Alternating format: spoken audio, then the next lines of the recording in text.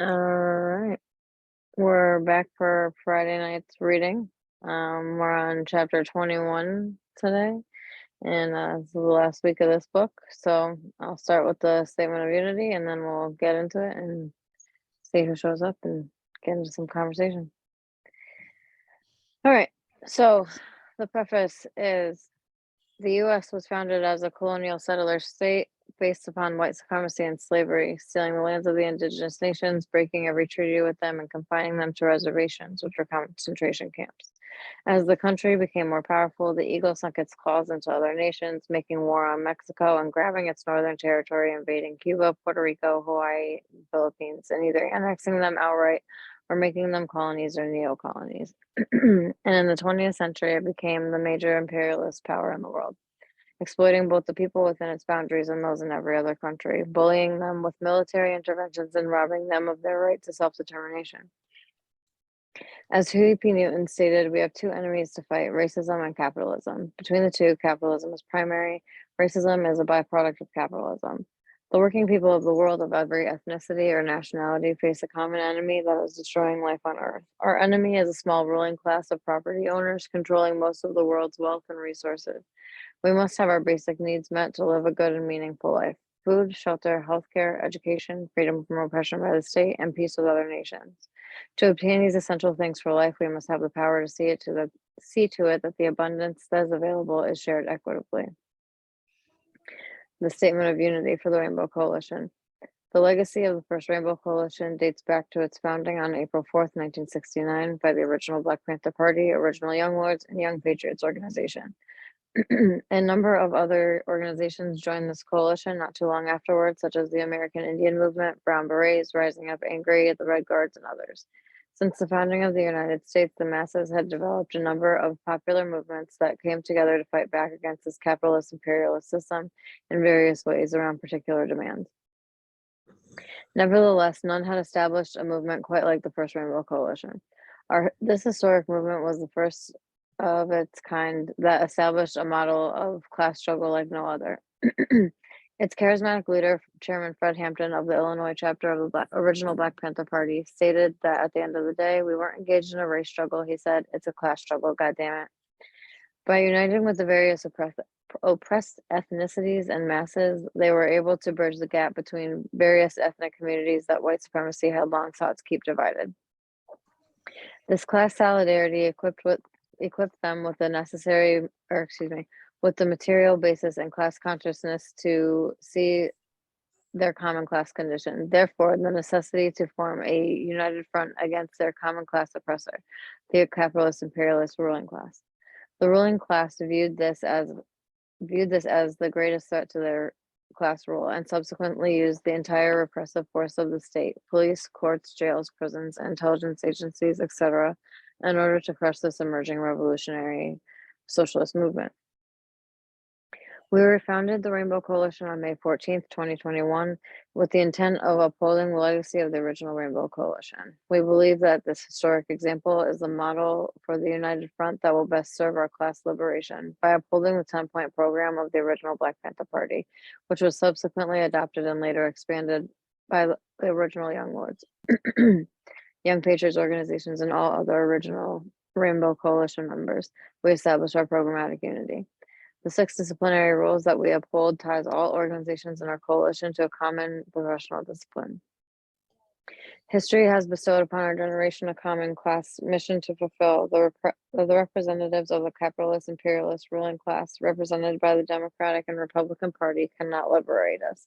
It is in their class intention and interest to uphold our common class oppression. Therefore, it is only we, the oppressed masses of all ethnicities and nationalities, who must build the necessary class solidarity, class consciousness, organizational structures, and the united front that will ultimately liberate ourselves.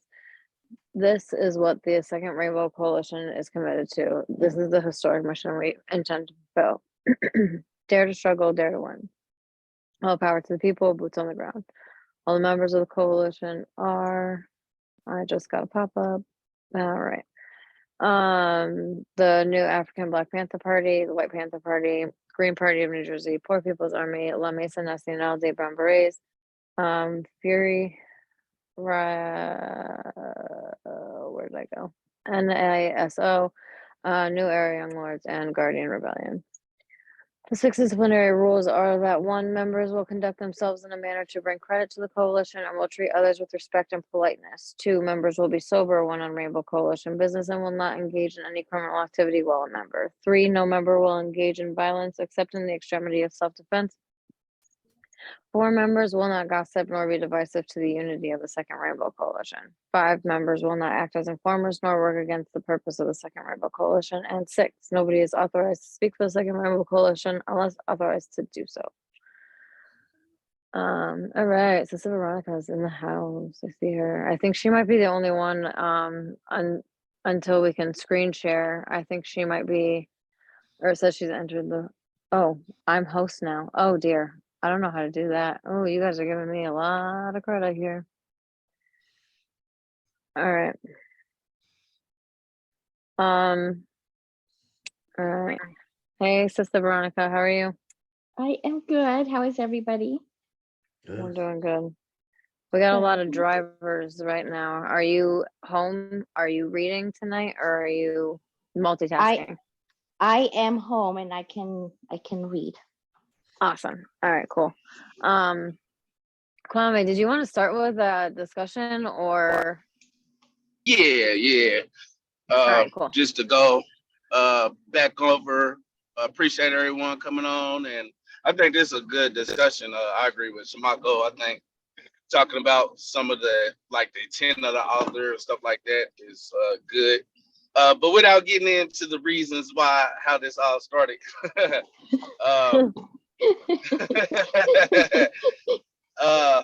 I think this discussion highlights some of the stuff that we wrestle with in our generation right now. Like some of the discussion was about Uncle Tom and how people use the term Uncle Tom either right or wrong and stuff. It's something that's going on right now. And I'm actually familiar with a lot of that discussion. I'm familiar with Harriet Beecher Stowe basing Uncle Tom's Cabin off of a real person. His name was Josiah Henson. He actually he got an autobiography out about his life and everything too. Harriet Beecher Stowe read it. She met with him. You know what I mean? At one point, when she was being attacked, she wrote another book showing the connection between her story that she wrote and Josiah. You know what I'm saying? To show that this wasn't like far-fetched and disconnected from what was actually going on in slavery. But this is the issue I was thinking about, and I thought this was just gonna be a good discussion eventually if it comes up, and that's the reason why I use the term Uncle Tom in the stereotypical way for a reason. You know what I mean? Also later on in the last chapter talk about Sambo. You know what I mean? But are y'all familiar with Willie Lynch's letter? No. Anyone on here? I've heard it. I remember reading on it or it being mentioned somewhere in the POW notebooks, but I couldn't speak on it. No. Okay. Yeah. You familiar with it, Shamako? Yes. Okay. Now I don't know how many people that is familiar with it, and I know Shamako, you said you are. Realize that the Willie Lynch letter is actually not true. You know what I mean? A lot of people use that as if that was actually historically correct. At one point in my bit, when I started to realize like it was not a true story, I would correct people sometimes, but sometimes I wouldn't because it was actually based on whoever wrote it was actually it's based in history in the simple fact that people were sent places to be broken. Like we know Frederick Douglass talks about it in his autobiography. You know what I mean? He was sent to that place where to be broken. Ironically, though, he went and broke the breaker. You know what I mean? Knocked his ass down and got on top of him and let him know, hey, did this, man. None of this stuff is gonna go. You know what I mean? And he went back, never broken, and it stayed between him and that slave breaker that he was sent there to try to break. But it's the same thing about the Willie Lynch letter. That's the heart of what they was trying to convey. Whoever wrote that, you know what I mean? I have my own personal opinion who wrote that. I'm not gonna put it out here. But I say that to say that even though it's not correct when people talk about, yeah, the Willie Lynch letter did this to us, and they said it right there, how they was gonna keep us like this for 300 years, you know what I mean? Even though that's not historically correct, it's something that I no longer like really push back on as much. I might educate somebody about it, about the accuracy of it historically, but the fact of the matter is actually based in some reality. You know what I'm saying? So it's the same thing with Uncle Tom. Like I actually read Uncle Tom's letter, and Uncle Tom, when Harriet Beecher Stowe wrote that, she that's one aspect. But then after Uncle Tom came out, the Confederate, the pro-slavery individuals, they started doing minstrel shows around Uncle Tom, which became the mainstream way of looking at Uncle Tom. You know what I'm saying? But even in Harriet Beecher Stowe's story, Uncle Tom has some traits that Black people today despise. Like, we don't like people that is like has this humbleness and loyalty to the quote unquote slave master, which Uncle Tom, even in Uncle Harriet Beecher Stowe's story, was very servile in the sense that he was loyal to all of his slave masters. He even loved his first slave master. I want to say his name was Shelby. Then the last one that he had that ended up killing him and stuff. And it's true that he didn't give up information because he didn't want those two women that escaped to be found and anything that happened to them. So he didn't snitch on them. You know what I'm saying? He lost his life. But even when he was being beaten to death, Uncle Tom told Legree, I want to say that's how you pronounce his name, Legree, that he was like, I don't want to, if it was you and the other way around, and I was the one supposed to be beating you, I wouldn't do this to you. You know what I mean? I would give you my blood. I would give my life for you. You know what I'm saying? And that type of way of thinking, like a lot of Black people, we don't feel that no more. You know what I'm saying? This is a slave breaker, well, his slave master that was whooping the mess out of him because he won't tell about the location of the two women that escaped. And Uncle Tom is talking about he would give his life for him, and he forgives him and all this other stuff. Like, that's a reflection in the way I think of Harriet Beecher Stowe way of looking at it at that time. Even though she was progressive in her time, I think her story was trying to convey a message that Black people were not a threat to them. You know what I'm saying? We're doing all the brutal stuff to them, but these human beings aren't a threat to us. And she wanted to convey that. You know what I'm saying? Like, I don't feel like we should convey that to people, that we're not a threat no more. I think they should know, like the Black Panther Party, we gonna fight for self-determination by any means necessary, and we're not turning the other cheek no more. You know what I'm saying? But that's a real reflection of what she wrote about of Uncle Tom in her story. So it still has kernels of reality still in there. That Uncle Tom mentality still within there. But then you got the actual history of it, where the actual person, Josiah Henson, he got out of slavery and he went to Canada and helped free 118 different slaves, doing something akin to what Harriet Tubman was doing. You know what I mean? Like, I honor that. You know what I mean? I honor that sacrifice this man had did to free a lot of our people. So the real story of the real Uncle Tom is different from even Harriet Beecher Stowe's account. You know what I'm saying? In the sense that she don't talk about Uncle Tom leaving and freeing slaves and all this other stuff. You know what I mean? But this is an opportunity to have conversations about this.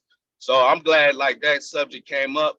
I still use it, but I use it because it actually has a lot of, just like Willie Lynch, it has a lot of kernels of truth in there.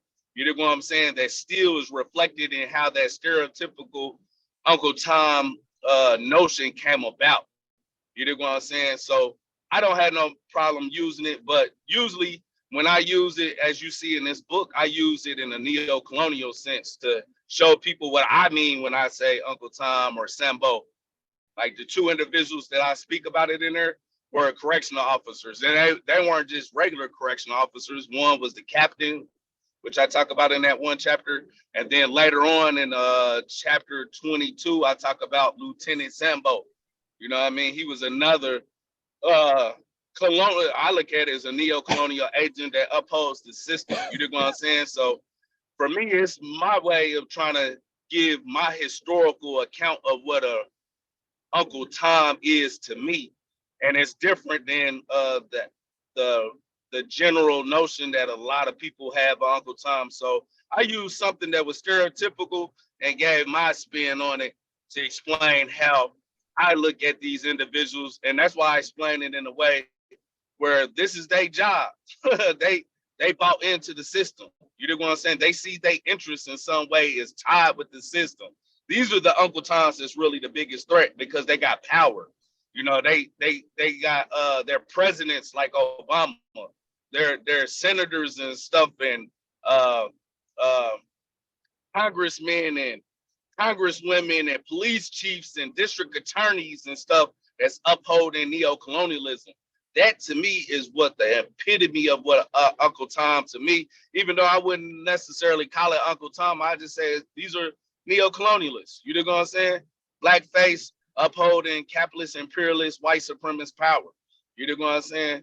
So, but I did feel like it would raise discussion around these issues, and I thought that was a good thing that we could have discussions around these issues, though.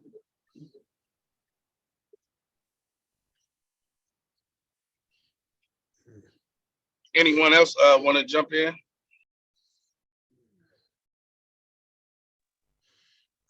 I think Shamako might be finishing up doing what he was doing. Yeah, no, it's I think it's just interesting that, well, I don't know all of this. I mean, I definitely don't know anywhere near enough of the stories that I wish that I knew. Um, but like how these things, um, how am I trying to word it? Have a domino effect, like they transcend, like essentially we could call it like a miscommunication. What an Uncle Tom is considered as compared to what that man actually did, and now has now for years and years and years and years and years and years. You know what I mean? That's what we've known it as, and that's why when I just so happened to be scrolling past it and then it was in that chapter, I was like, holy shit, like I literally just scrolled past that, like what the fuck. And so I was just like, I was wondering if anybody else knew that, if that was like common knowledge or not. And I guess it's kind of, and not really at the same time. It's just a matter of like, that's just what it's like the turn of phrase now. It's the phrase, you know what I mean? Mhm. Yeah, I had recently seen a post on Facebook about this. You know, saying that the way that the term Uncle Tom is used was inaccurate, and it gave a little you know piece on it. But and you may have already mentioned this, Brother Kwame, but what would be like a suggested reading for us to get the accurate? I can send y'all some links to stuff because it's a lot of articles about Okay. that out. And y'all can Yeah. read up on it to Okay. know a little bit more about this. Like I said, he also wrote a book about his life. Josiah Henson is the person who is based off of, but his life is, I think one should emphasize his life is different from, he became, people before he died, people started calling him Uncle Tom. You know what I'm saying? Because of that book. his nickname was never Uncle Tom before the published Harriet Beecher Stowe's book came out. You know what I mean? But those are two different stories. You know what I mean? In the sense that, yeah, she based it off of that, but it's not everything. It was a fictional novel that took parts of his life to come up with that story. You know what I'm saying? And so I think like we have to make a distinction.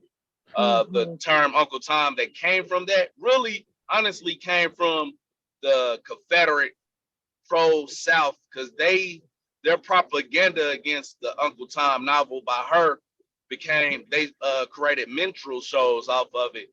And the idea of what we think of Uncle Tom today reflects those minstrel shows, you know what I'm saying, that they put on. And that's what became common ways of looking at the term Uncle Tom. You know what I'm saying?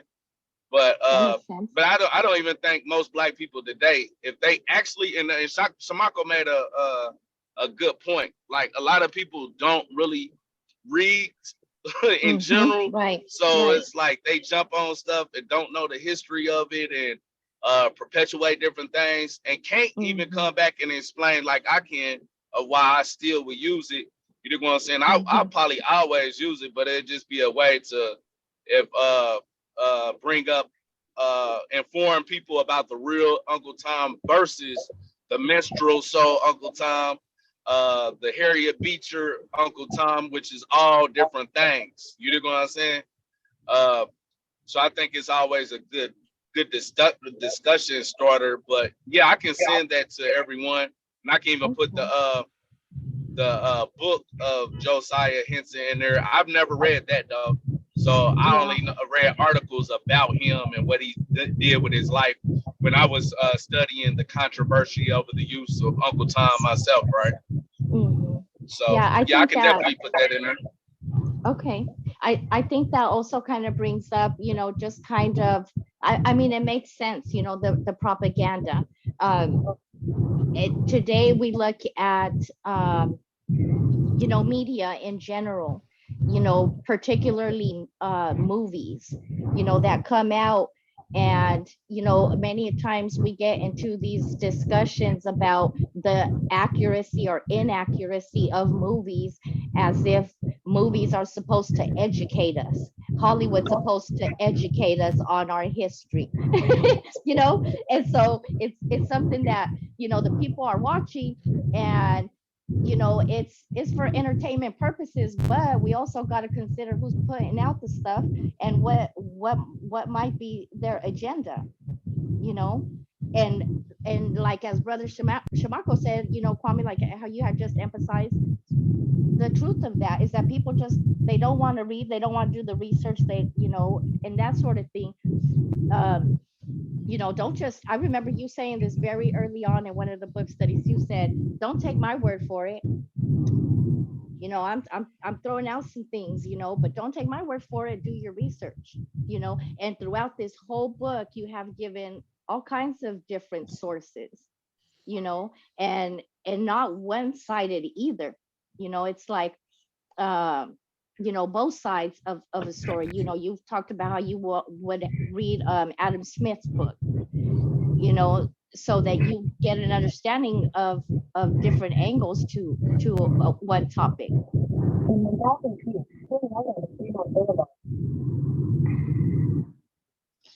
Oh, sorry. Absolutely. That's you, Shamako? Yeah, I wanted to say something, but also I got, I'm making deliveries. But yeah, so a few things. Gummies aside, I am taken away from this that it is important for us when we are having these discussions to make distinctions between what we are talking about or experiencing or perceiving as the author's intent versus general discussion. Because, we're not, I mean, we are having these discussions and, we're recording them. So this is going into, and, this is like for history. And for me, that's just something I will be more intentional about moving, because I know what it's like as a writer and an artist, I know what it's like when somebody misses my point, which I thought it was a super clear point, and then because I've had like poems I've written, and I write them a certain way to reach a certain audience or communicate a certain thing, and like somebody who's not at all from that audience reads it and totally misreads it, and then they want to exclude the whole piece because of it, and that's a frustrating experience. So I want to at least I would like to make that correction myself. I want to note that, but also just in terms of what's being discussed, Sister Veronica, you made an interesting point about it's entertainment, and that's true, and I agree, and I think, and this is kind of idealistic, integrity should still matter, right? Now, there is a lot to be said for agendas, but even in that context, integrity should still matter. And it's unfortunate that, we shouldn't expect our enemy to educate us, that's for sure. But something like Black Panther, even if Marvel is our enemy, I'm not gonna assume Ryan Coogler is. Class interest aside, this cat who wrote Fruitvale Station, like he's got some roots here. You know what I mean? And there have been and continue to be filmmakers and actors.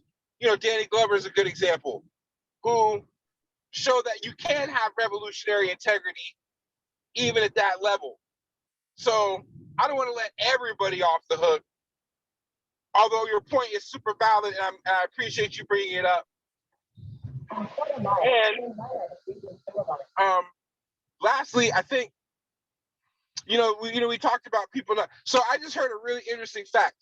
2/3, this might be wrong, but 2/3 of all adults in the United States are currently gamers. Like, that's where we are right now. So, when we get to, it feels like people have a misunderstanding of what communism is. Yeah, because they spend 5 hours a day playing Mortal Kombat. And what's funny is, when I heard that statistic, my first thought wasn't, oh, that's sad. My first thought was, man, I want to play Mortal Kombat. Anyway, pass.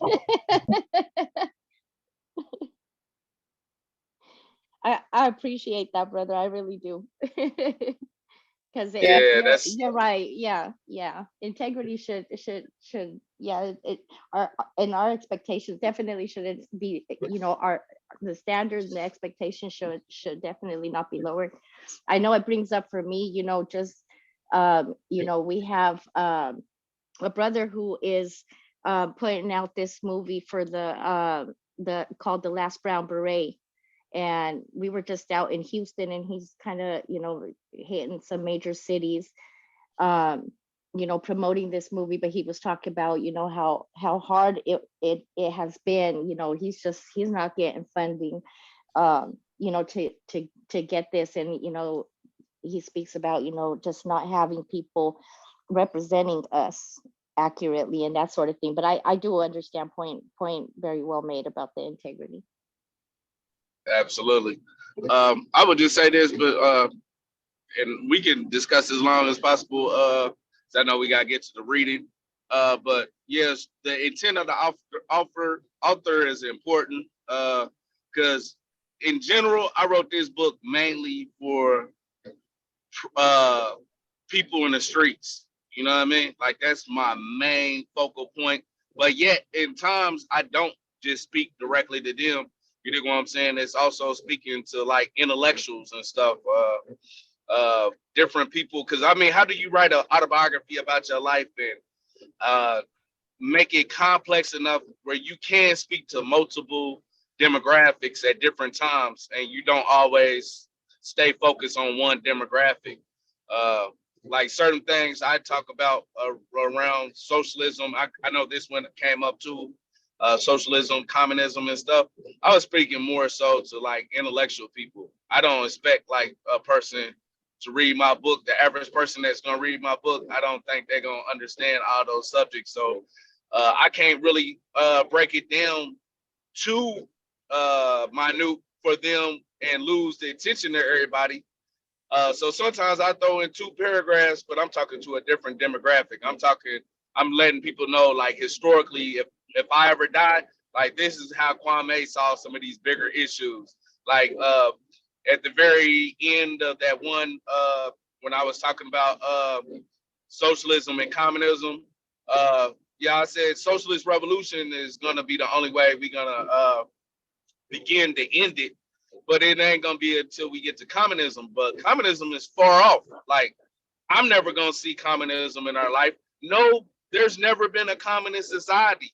You're gonna say, a lot of people get that confused. Like, Right. all them revolutions that's happened in the 60s were socialist revolutions. You know what I mean? But they a lot of them had communism as the ultimate goal, but that was just the goal. Once we defeat capitalism, imperialism everywhere, them is generations away. Like, none of us on this call probably will ever see communism. You know what I mean? So sometimes I sum it up real quick, and if you don't catch it, like, I'm transitioning now from socialism to communism, and I'm explicitly saying we're not gonna see this in our lifetime. You know what I mean? But this is how we fully eradicate, like, racism and patriarchy and xenophobia out of our culture. But this is gonna be a long process, people, even under socialism. You know what I mean? Like, we're not gonna even defeat all of this stuff under socialism, but it's gonna be the beginning. It's gonna be the beginning of us going in that direction where we can fight for a world that we can bring into being, that generations after us can be like, well, they started this. You know what I mean? So I try to put stuff in the historical perspective, because I think sometimes we get lost and think, oh, once we come to power, everything's gonna be better. No, that's when it's really gonna start getting interesting. Right. That's when it's really gonna get interesting is the right word. Right. You know what I mean? So yeah, some of that, just keep in mind, like, since you talk about the intent of the author, that's my main demographic. So I wrote this book for prisoners, for gangsters, for people in the streets and stuff. I wanted to put something together that they could relate to and can learn, and actually put references in there that if they really was looking for some big answers in life, like, they can follow up on it and continue in they search for answers, truth, and meaning. You know what I'm saying? But secondarily to that, I was also speaking to different demographics that might be more educated, and leaving behind a work that can speak for my whole life. You know what I'm saying? And do so in a way where I could throw in different intellectual ways. I was looking at different things in a very summary, concise way, you know what I mean, to sum up some of my views and stuff. So if people come back later on and be like, how did Kwame see socialism versus communism? Well, there's different passages in there that it can explain in a summary of how I thought. And I'm hoping one day I can write my political book where I can be more specific about certain things. But certain things I try to break down as best as I can for, like, the brother on the street. When I start talking about the state, the nature of the state in one chapter, when I was talking about Obama and stuff like that, I was still speaking to the brother in the hood. You know what I'm saying? Why intellectual people could also read that and be like, wow, he's breaking down historical materialism and stuff like that in the most simplest terms. So, like, the average person understands what we mean by historical materialism, the evolution of the state, how private property started all this off. You know what I'm saying? But y'all made a lot of good points that I think is good for these type of discussions, like the difference when y'all was talking about private property and personal property. You know what I mean? Property. Like, that's like, people get that confused all the time. Like I think Shakur or somebody said, when somebody hear communism, like, oh, we're gonna come take your TV, and I'm like, what part of communism is that shit? Like, that don't have nothing to do with no communism. We ain't talking about taking your personal property. That's not the basis of your exploitation. You know what I mean? It's the who owns the means of production, who owns these corporations, these the state, who owns the places where we go and sell our labor to. That's the basis of the exploitation and how this society is divided in the classes and stuff. So that's good to have these conversations because, as you notice, I'm not scared of using words. You know what I mean? Like, I feel like that's some of the things that we've been running from, even in the left, because we scared to use terms because they demonize so much stuff that we don't want to lose people's attention. But hey, guess what? If we actually use these words and put some context behind it and we explain ourselves, then a lot of times people like, well, damn, if that's what it is, like, that's crazy. I actually agree with that shit. You know what I mean? And a lot of times that I start off by explaining it in the most simplest way. I'm like, at work and stuff, I'm like, what if we took over like all this whole industry? Don't you think we can run this better than these administrative people that come tell us dumb shit all the time? You know what I mean? Couldn't we use these profits to like raise our standard of living? Like, we're the ones that's actually producing all this stuff. We know they ain't we making these people rich. And they're like, hell yeah, man, that's crazy, man. Like, I agree with you, Kwame. Like, if we could just take over this and control this ourselves, we can run this better and we could do a lot more with the money that we produce. You know what I'm saying? And then I explained to them, well, I'm talking about, well, what you're talking about now is like similar to socialism. You might not understand that, but you just said you agree with socialism. You know what I mean? So that's how I talk to the average person when I'm like in a work setting or out on the street or something like that. You know what I mean? But we should have these type of conversations and break it down easy to people, and not always use these terms all the time immediately. Start off explaining it where you can form a point of unity with them, and then you can interject that in and be like, look, well, that's socialism, or well, that would be a communist world, like futuristically far ahead from us that we're all trying to eventually get to. Like, that's what we're talking about. So why does that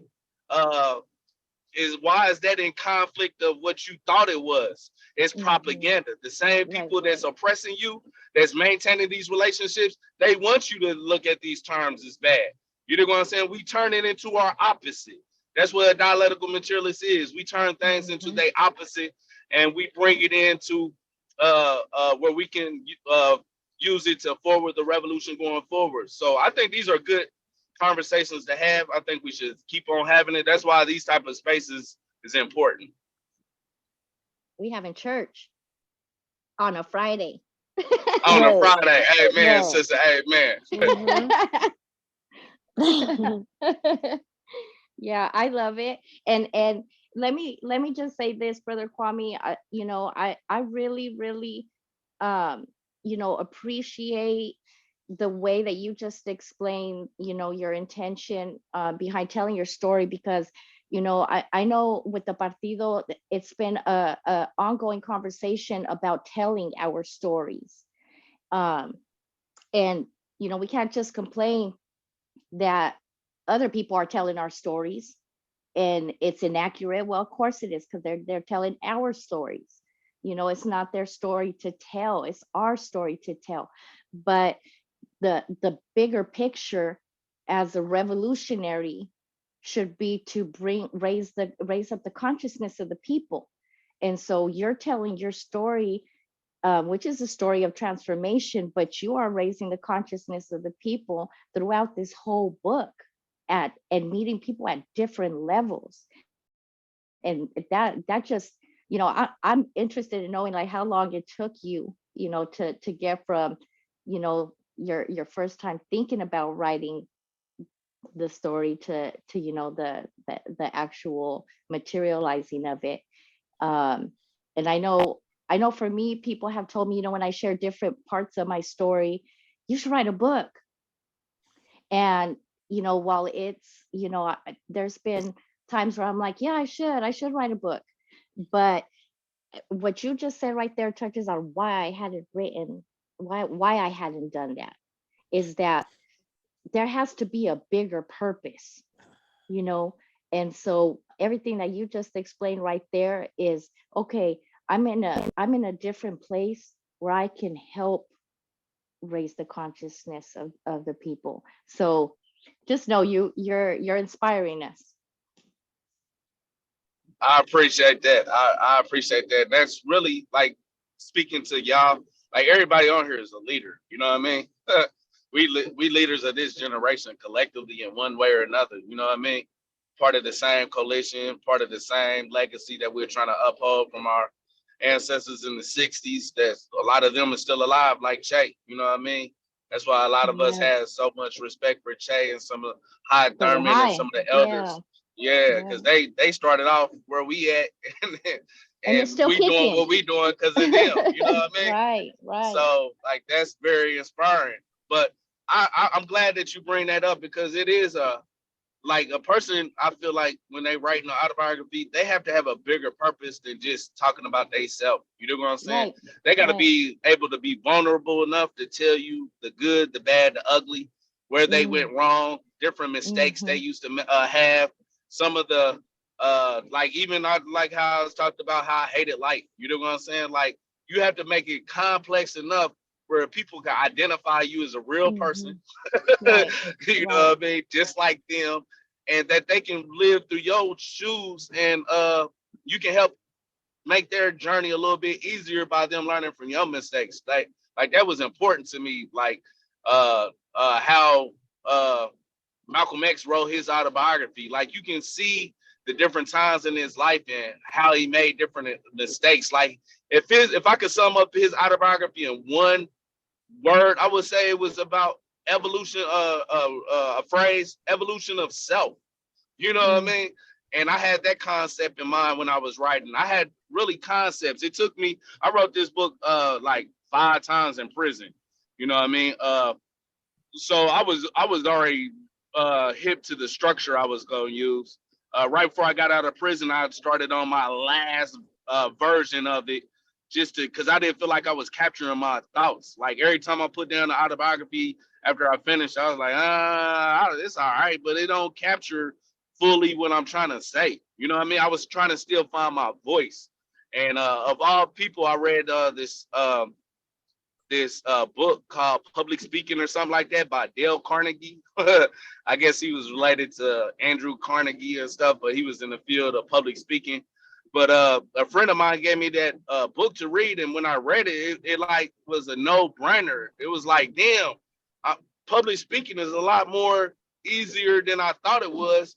It's just certain things he was breaking down that's common sense. It wasn't no formula like people was thinking you have to do this. But after I read that book, it gave me my voice. And I started to write with more confidence and not overthinking it. I know my life. He said, talk about a subject that you already know about. Go off the cuff. Speak about it passionately. Know your audience. All those different little elements weaved into my new voice, where my audience was the prison. It was the streets. It was the people that was like me that used to be, caught up in the colonial mentality of criminality and stuff.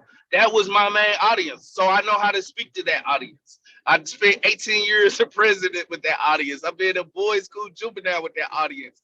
You know what I mean? I was in the streets with this audience. So, okay, I'm going to speak your language and I'm going to try to educate y'all to how I got here, because I do agree that if we don't reach this population, we not gonna have no revolution in this country. You know what I'm saying? So everybody else speaking to all the other populations, my main audience was the streets. So I wrote this with that in mind. That was one thing. Then I wrote off the cuff. Like I set off. It took me 8 months. Only thing I kept when I got out of prison was my prologue. I kept the prologue because that's right after I read that book by Dale Carnegie and found my voice. And I was like, well, I feel like I got it. Whenever I get out of prison, I'll finish up the rest. I already know the structure of how I want to organize it because I wrote it 5 different times. So now I'm about to go back through and do it all the way from the beginning with the same structure with the new voice. You know what I'm saying?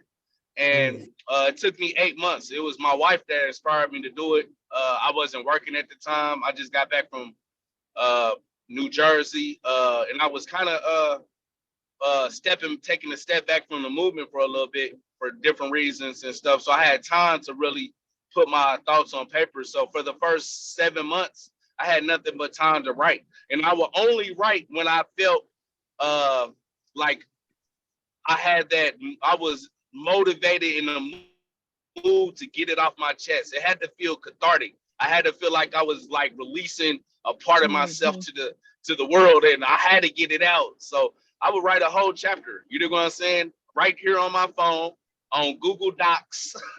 Like my wife always bring that out to people. It's like, don't you know he wrote that whole book on his phone? It surprises people, but yeah, that was the process. But I think for everyone, some of those different things I said could be like help you in your writing process and stuff. You know what I mean? Yeah, I appreciate the question, Veronica. Yes, and thank you for mentioning the Queen, because you know that it's what is supposed to be Women's Month or something, where we honor women. Right. Yeah. So yes, thank you for mentioning that, because there's, what's that saying? There's always, behind every great man, there's a great woman. Absolutely. And I would say this to tweak that a little bit. Hey, we gotta walk side by side, the one woman and the man, no more behind each other. You know what I mean? Like we gotta fight side by side in this struggle. You know what I mean?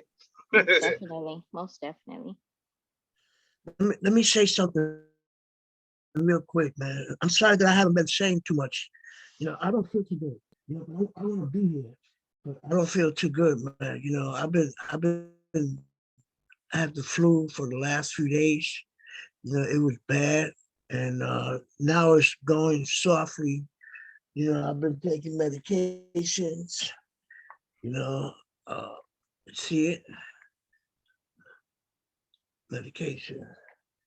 I've been taking Halls for my throat, so I'm all fucked up. Hope you feel better soon, brother. Yeah, but I'm here. I'm here. Yeah, I hope you feel better, Elder. I'm here. I need to be here. That says a lot, doesn't it? That says a whole lot. Says a whole lot. Yeah.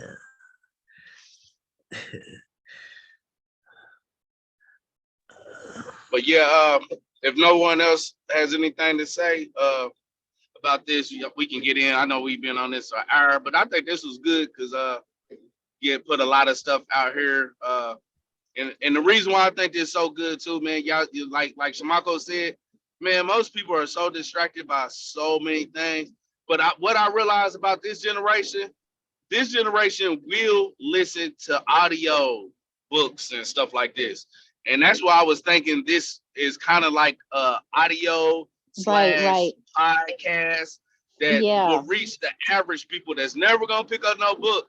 But if we do the reading for them, if we have for them, like this is the way we have reached a lot of people in this generation. You know what I'm saying? Every time I send this off to somebody and I know they don't read, they come back to me and be like, man, that was a good discussion, and I didn't even know you wrote about that in your book. Well, hey, this is a creative way to reach this population out here nowadays. So we should always keep that in mind. What we doing is breaking through that barrier creatively that's been constructed by the distractions of how this system is evolved to keep us so distracted with life. You know what I'm saying? So, yeah. Podcast is a good idea too. But podcasts are a good idea for this kind of stuff if we want to keep getting into discussions, or if we can even like transition this into some type of podcast or something. Because I listen to podcasts for 8 hours a day at my job most of the time. Yeah. Like I listen to this too, but the thing that sucks about YouTube is that I'm not paying for it or whatever, so I can't like swipe it and then do other shit, and I need my phone all the time. Oh yeah, where you can like minimize it or something and like multitask. Yeah, because the minute you minimize it, you can't hear it no more. Correct. Yeah, that's why I got a few different I got my phone, I got my tablet, I got the computer going at work. I got 3 computers. Oh wow. 3 computers.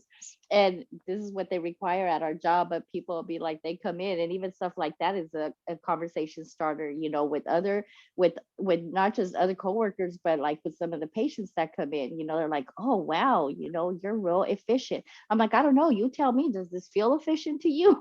Because you just waited an awful long time. I'm doing like 10 things on each screen right now, you know. I'm trying to have that personal thing with you, and I have all this stuff coming in, you know. So you're right, Yeah. sister.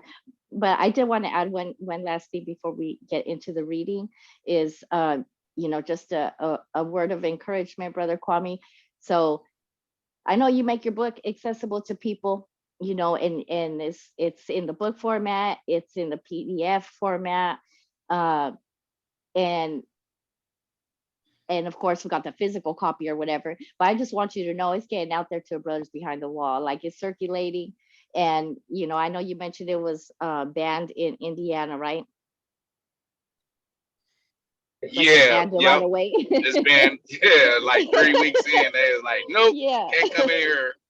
No, it ain't banned everywhere. So Right, it's getting out there, and you know, people are like, I want that book, and I'm like, okay, well, you know, we're gonna get it to you this way. But you're absolutely right. It's like, you know, some people, you know, they have a phone, so it's like, hey, you know, you they may not have like the capability enough with the internet to be able to follow the PDF or to download it. They don't got enough space on their phone or whatever. But then, hey, don't forget, it's on YouTube. Like, you know, I know y'all stay on there looking at all kinds of crazy stuff. You can watch the YouTube, right. you know what I mean? But once people get in there and hear that first one, that's exactly what the response has been. Like, you got their attention because you're speaking their language. So Right. yeah, yeah. And matter of fact, I ordered it for one of the brothers today, and through Amazon, and I got my notification today it had been delivered. So That's what's up. Nice. yeah, That's what's up. Nice. I appreciate that. we appreciate you, brother. Absolutely. I For sure. appreciate all of y'all. Like y'all making even, I mean, this is another level, another layer to the book versus the PDF. Now the the YouTube book reading slash audio book slash podcast. That's another way like we reaching people. And this is probably gonna have an even bigger impact because it's gonna be a lot more. And this gonna be where people all across the world can jump on and listen. You know what I'm saying? And get something out Yeah, of the discussion, not just the actual reading, but learn from y'all. You know, one thing I always, and y'all think I see, probably can see, I'm humble in the sense that, like, I don't have all the answers for everything. You know what I'm saying? And I mm-hmm. never will even come off. I got convictions. Like, I write with conviction. Like, this is what I came across. This is what I, after doing my research, this is my conclusion. Now, you do your research, and Right. if you come to the same conclusion, good. If you don't, but hey, at least you did the research, and I put it out Right. there so to challenge you a little bit.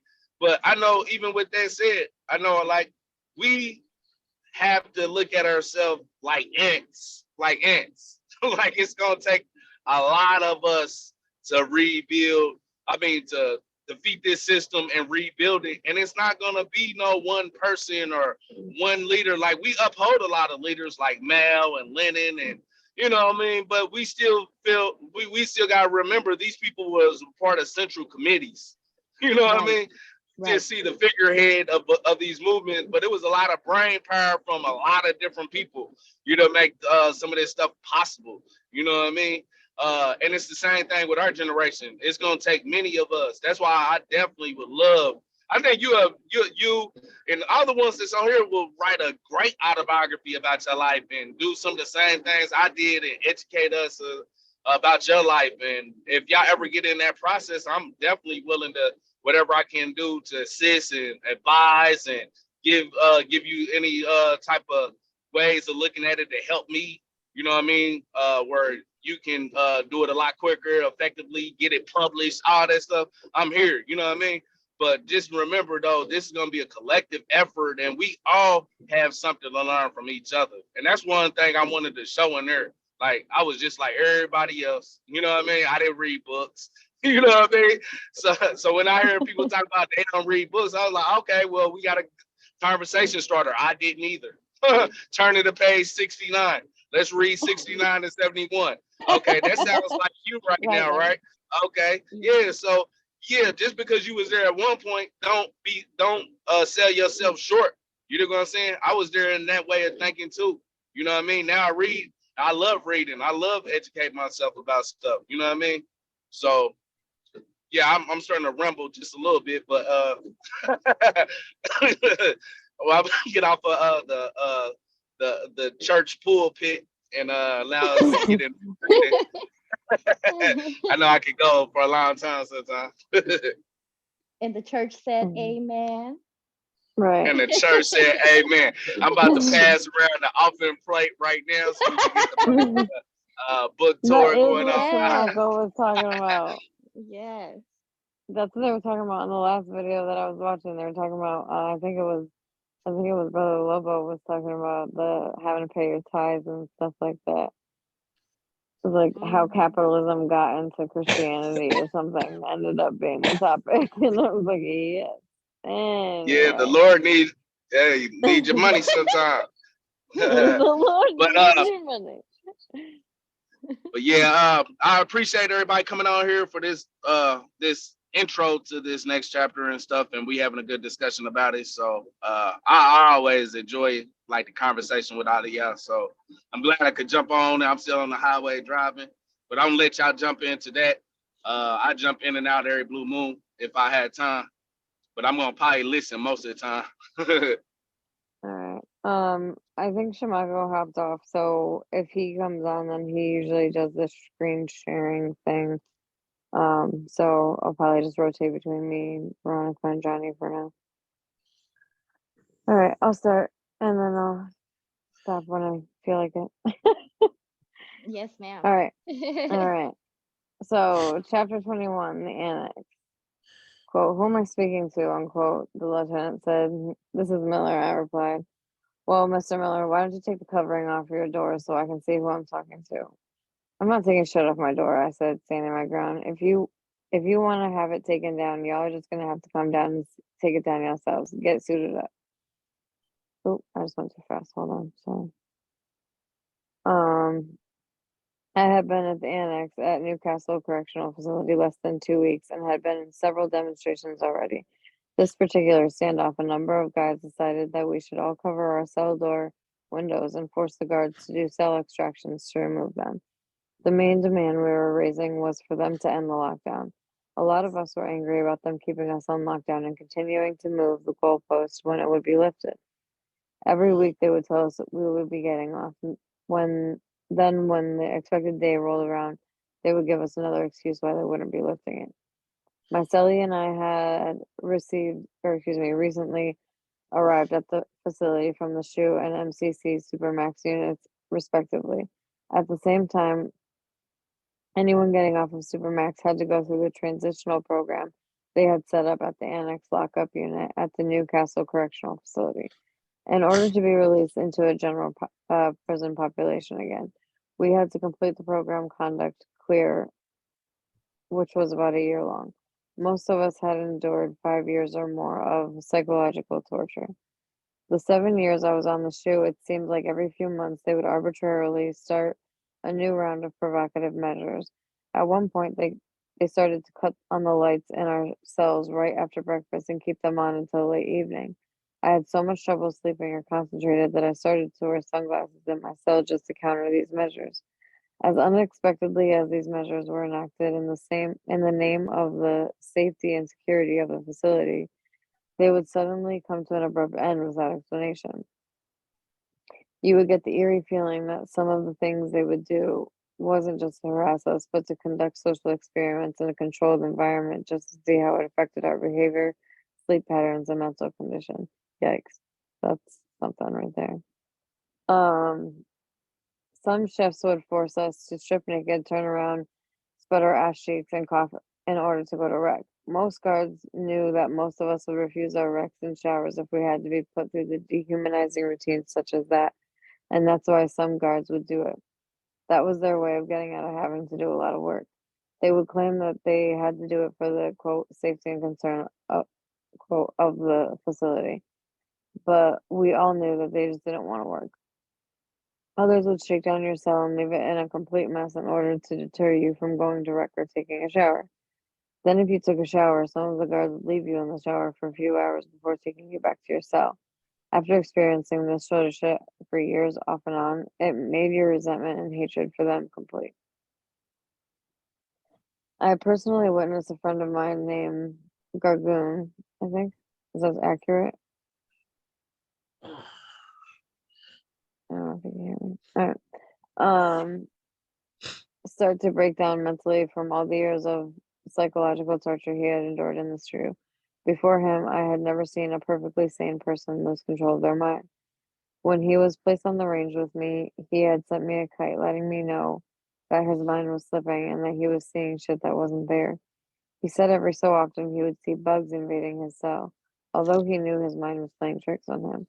Mind you, this is somebody who was one of the strongest brothers I had met when I first arrived at Michigan City. If you would have told me he would lose control of his mind years later, I wouldn't have believed you.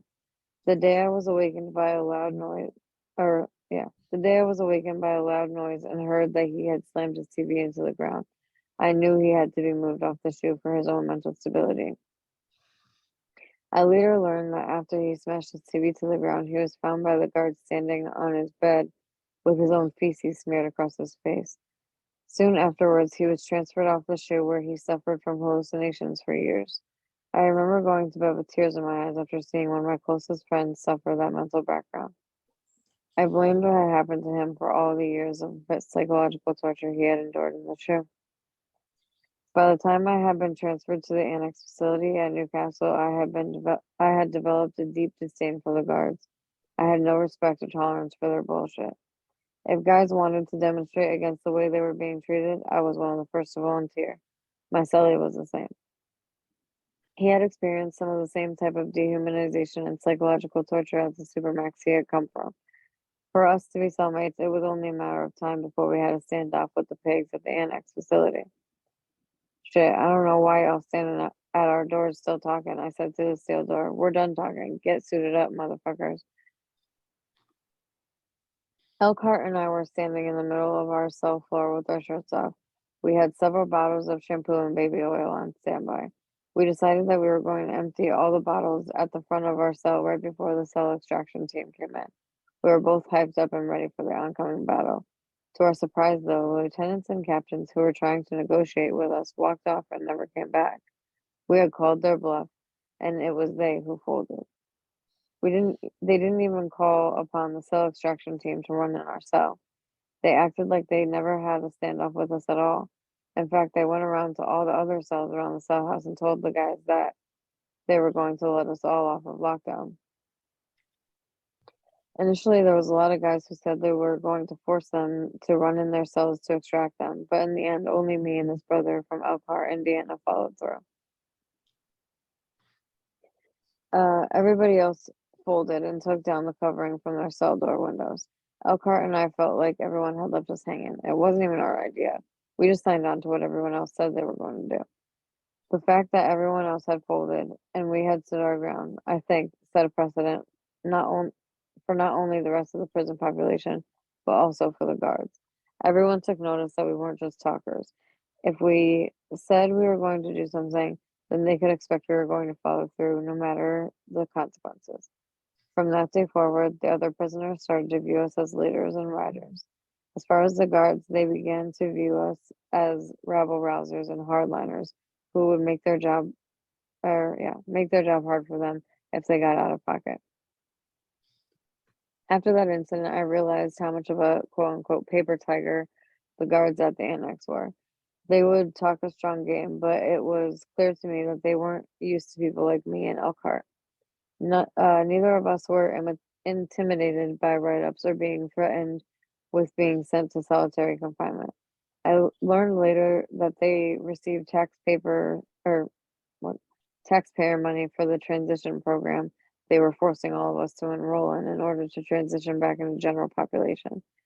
They didn't want to lose that money, so they weren't quick to send anybody back to Supermax units they came from. That would have made them seem like their program was a failure, and they didn't want to risk losing that contract with the state by sending a lot of us back to solitary confinement units as behavioral problems. As I stated before, Newcastle Correctional Facility was privately owned. When I realized they weren't going to send me back to the SHU for anything short of beating up a guard, I used that against them thereafter. I never initiated anything, but if they brought bullshit to me or the others around me, I made sure to smear it in their face. I was off to the SHU now, so steel metal doors no longer stood between us and them any longer. We would be in their presence without handcuffs and ankle manacles on. That's hard to say together. Ankle ankle manacles. All right, so Veronica, you want to take over? Yes. Okay. About 8 months after being on the Annex unit, I got a kite from my guy, Royal Amos. In it, he told me that he was also there and wanted to know if I could get him moved into the cell with me. One of the things that I did like about him being on that unit was that every pod had cell house representatives who had enough power to get who you wanted in the cell with you. Anyone who has ever done prison time knows how important it is to have a cellie who you were compatible with. A cellie who you couldn't get along with was a problem just waiting to happen. I've known people to be stabbed or even killed by their cellmate. Some prisons will put a child molester in the cell with you, and there was nothing you could really do to prevent that from happening, short of beating the fuck out of them.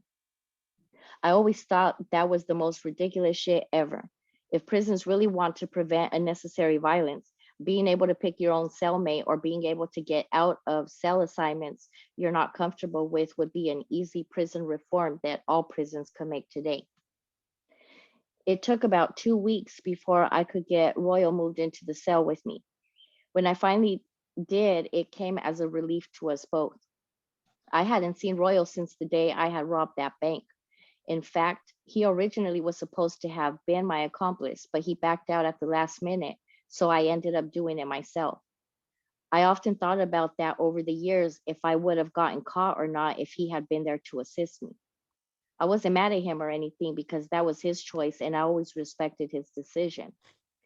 When he was moved in the cell with me, I often wondered if he wished he had went on that caper with me because now he had 271 years in prison for 2 murders and a number of attempted murders he didn't commit.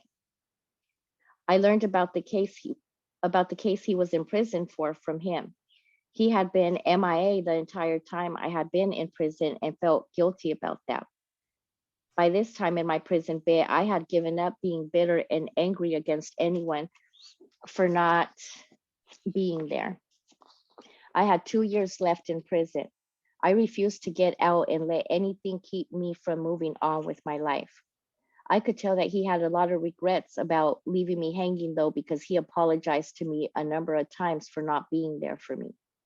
Once he saw I wasn't tripping and had already forgiven him before he had moved in the cell with me, I think he and I ended up forging a stronger bond than we had on the streets. I don't believe in fate, but he definitely felt running back into me was a lifesaver and not a coincidence. I remember the day that he ran down the facts of his case to me.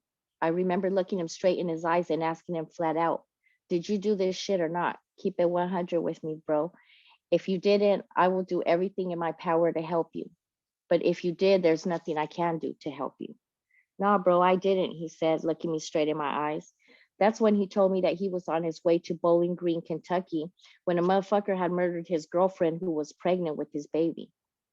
They had killed her friend she was living with and shot her 4 kids. All of the kids had survived. The whole time he was telling me the story, I was thinking to myself, I hope he didn't do this shit because this is some fucked up shit. I can't be in the cell with anybody who has done some weak ass shit like that. After he finished telling me that story, I asked to see his paperwork. Sure enough, the paperwork I had read indicated that he was on the way to Kentucky when the murders had occurred. The cell phone they recovered from him pinged off of towers headed in that direction. I was going down there to cop some more dope, he said. I was still in the game, but I didn't do that shit, bro. I wasn't even in the city when that shit happened. I see. To solidify their case against me, they put this jailhouse snitch named Brian Wynn on the segregation unit with me, allegedly. He continued, this dude lied and told the jury that I had confessed these murders to him while he was on the range with me. What? I said, you know me, bro, that doesn't even sound right, he said, knowing that I would agree. I don't even fuck with people like that, but I was supposed to have voluntarily confessed that shit to a complete stranger. Get the fuck out of here. These people play a dirty game. Well, that's crazy. They planted him on the range with me in order to substantiate his testimony against me. Him being on the range with me allegedly was even fabricated. He had first testified against my rappy on his case. They told him that he had to testify against me too in order to get the plea deal they were offering him. Wow, I said in complete disbelief. I can show you all this in my paperwork, he said, flipping through the transcripts and letting me read the stuff for myself. I had heard about prosecutors doing foul shit like that to innocent people in order to secure a conviction, but how they did Royal seemed more like a clip out of a movie. I couldn't do anything but shake my head the more he explained the circumstances surrounding his case and reading through the paperwork. I felt angry, pity, and disbelief all at the same time. This was a person who lost not only his girlfriend and unborn child to this, but also his own life. He was literally buried alive in a prison tomb. From what I was reading, it was clear to me that the prosecution went out of their way to fabricate a case against him. I think one of the things that hurt him was that his girlfriend's family had always been against her being in a relationship with Royal. They knew he was a street dude and disapproved of him. So when they were asked if they knew who would do something like that, they immediately pointed their fingers at him. Without the family support of the prosecution's case against Royal, I'm not sure they would have ever gone after him like they did.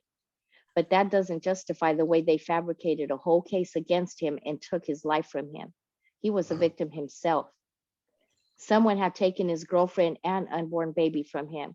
I couldn't imagine how hard it was for him to be in prison accused of killing someone who was carrying his child. That was an emotional and psychological sentence on top of a physical one. That's one thing I despised about the streets. If dudes couldn't get to you, sometimes they would hunt down the people closest to you. You always had to worry about your own family safety if you were in the game, no matter if you were selling dope or robbing the dope dealers. The streets were cold and heartless like that. No life had much value to it. Like UGK once said in one of their rap songs, one day you're here, baby, and then you're gone. Mhm. Sometimes that was to the cemetery, while others it would be to a prison tomb. Royal suspected that's what happened to him. Someone wanted him dead, but since they couldn't knock him off, they took out someone close to him. Sometimes you have undeclared enemies that you don't know that they are out for blood until they strike. Such is the other side of the streets. That's why I don't respect that life anymore and had no desire to return to it once I was released. The whole time Royal and I were in the cell together, I worked on his case. I showed him how to research the law too, since I knew we wouldn't have too much time together. I figured he would learn how to research his case as much as he could, because nobody would fight for you like you would fight for yourself. I also promised him when I got out of prison, I would do everything in my power to help him prove his innocence. I couldn't leave Royal or LB hanging. That's the end of that subsection. If somebody wants to read the next one. Johnny, you want to have a turn? Yeah. Visits on Annex unit was set up the same way they were on the shoe. They were all on TV monitor. As always, my mom and my inmate family would often make their way to the prison to see me. Now that I was back in Newcastle, it was a short drive for them. So one weekend, my mom and my sister Nikki would come and see me a while the following week. My dad, Bonus, mom, and sister Andrea, would come and visit me about 2 hours. Once a year, my Aunt Pat would come with me and my mom to see me. A few times she had visited me twice in the same year. She had been one of the sponsors since 2003 when I was at Michigan City and continued to do so up until my release. That meant a lot to me since out of my other 9 aunts and uncles, she was the only one who did.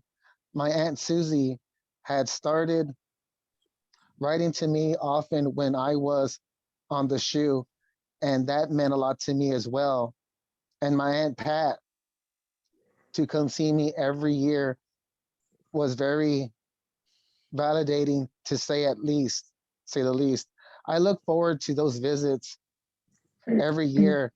It kind of surprised me when she first visited to come with my mom because she was the most conservative, Conservative.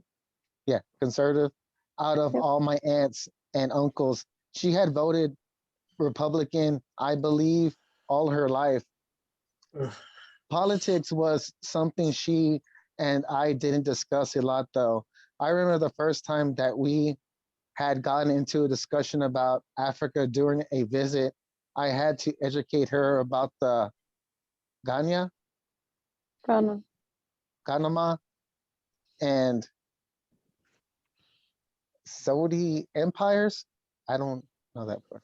It's These were like African somehow. Samhai, Think so. San, okay, empires. These were African empires that had some of the best universities in the world, which taught students how to perform cataract, Cataract. cataract surgeries that had translated Greek Philosophical. philosophical works into Arabic, Arabic. Yep. Arabic. Arabic, and had some of the most wealthy commercial cities in the world. It wasn't until the 16th century that the Samhai Empire had been defeated and replaced.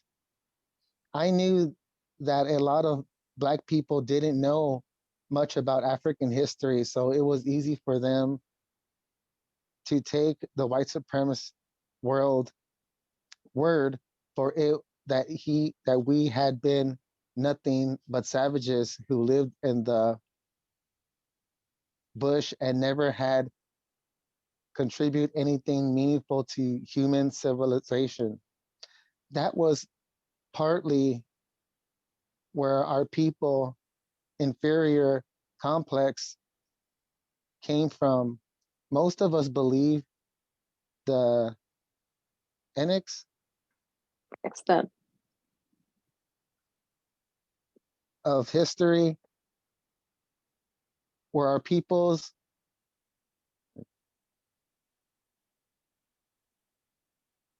'Cause most of us believe the extent of our history began with slavery. There you go. began in slavery. Very few of us even knew that the ancient Egyptians were Black people. I was one of them before coming to prison and reading. Oh, I Uh, don't know that. I don't know yeah, all I, that. I don't I know this think whole thing. I think it's Cheikh Anta Diop's. Che Anta Diop's book, The African Origin of Civilization Myth or Reality. Again, what should we accept when we leave our education, or rather, miseducation to the people who were enslaved us and colonized our lands? Mm. Why should they ever teach us our true history? That's one of the ways that the white supremacy keeps us deaf, dumb, and blind. If I wasn't looking forward to visiting with people on the weekend, I would be looking forward to receiving letters from my cousin, Mary. She was probably one of the most closest friendships I have developed while I was in prison. She was the only a kid when I first caught my case. By the time she started attending college, she had became a regular fixture in my life. I could accept a few letters from her every month. Sometimes when she was in town, she came to the shoe to visit. When she graduated from IU and relocated to California, I think our relationship grew even closer. I was so impressed with how she was living in her life. Every time I looked up, she was traveling to different states or to other countries in the world. The time she went to Kenya and England to view the transatlantic slave trade routes for herself, I knew she would turn out different from most of our other cousins. When she spent several months in Europe due to an opportunity in her college I had given her, I knew she would develop a broader outlook in life. The fact that she was bisexual, I felt honored that she shared that with me and her gave her my full support. I gave her my full support. One of the most significant changes I witnessed taking place in prison that they were trying to trans transition away from us receiving mail through the regular postal service.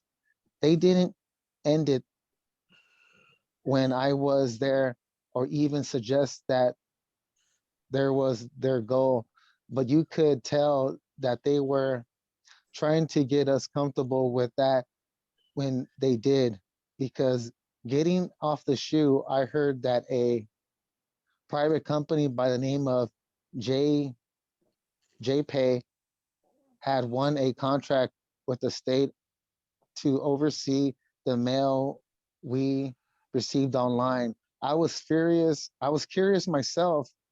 So I set up an account during Inside Rec. They had a few Kinkos that lined the wall where we could come out and early, either write a letter or read the ones we had received.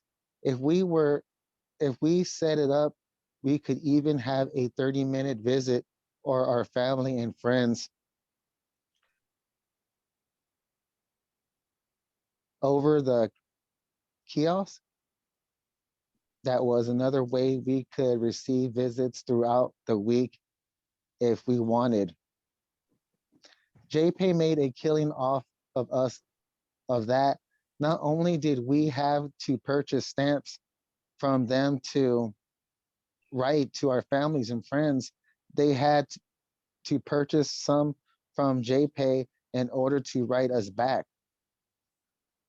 It was cheaper than buying regular stamps. Nevertheless, it was the fact that this was one company had established a monopoly over our correspondence, correspondences, Correspondence. correspondence, and were making millions of dollars off of us. Prisons were huge money making venture, voucher or venture, Venture. Yep. venture for corporations and startup companies as long as you could win those contracts from the state. Everything was being privatized. Privatized. Yep. Okay, privatized, I think, to from commissary to the use of telephones to the 3 meals we receive from state every day. Everywhere you looked in convenience, did I say that right? Where am I? And Everywhere you look, the incentive. the incentive was to expand mass incarceration, not to reduce it. Mhm. I pay close attention to shit like that because it demon Demonstrated. demonstrated to me that the modern day slavery was becoming an important venture under capitalism if things continue in the direction it was now. I can see the day when 10% or more of the US population is in prison. They already have private in, industrials, Industries, indus- yep. yeah, industries in prison, like the yo-yo factory that I worked for when I first came down, exploring, Exploiting, yep. exploiting our prisons labor for cheap. It's a scary thing to imagine, but that was, but what is end goal for expanding mass incarceration if it isn't an outcome such as that? There's too much capitalism economy one day and run entirely by corporations for profit. I think that this is something that the people need to pay close attention to. There's a reason why the US only represents 5% of the world's population, but 25% of the world's prison population. In time, the US might be also the secondary labor force for the capitalist international market. If so, what it means to be a part of the have-nots may necessarily look more like kettle slavery than capitalism. Getting paid 25 cents an hour for most prisons do their labor is still capitalism. Oh, oh dear. Looks like Veronica. Oh, where's she? Hold on, I have to admit her back. All right, you want to pause for a second? Anybody got any? Uh, hey, I see you're back now. Um, you wanna you want me to reread that last part so that you can make sure you heard it, Sister Veronica? Yeah, I accidentally kicked myself out where I was at. I think I heard the um I think it was just Pay that last 25 sentence. cents. Yeah, I think it was just that last sentence I missed. If so, what it means to be a part of the have-nots may increasingly look more like chattel slavery than capitalism.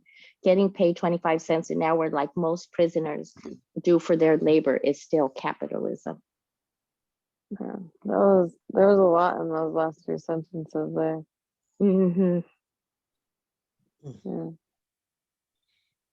Brother Jorge, you got anything?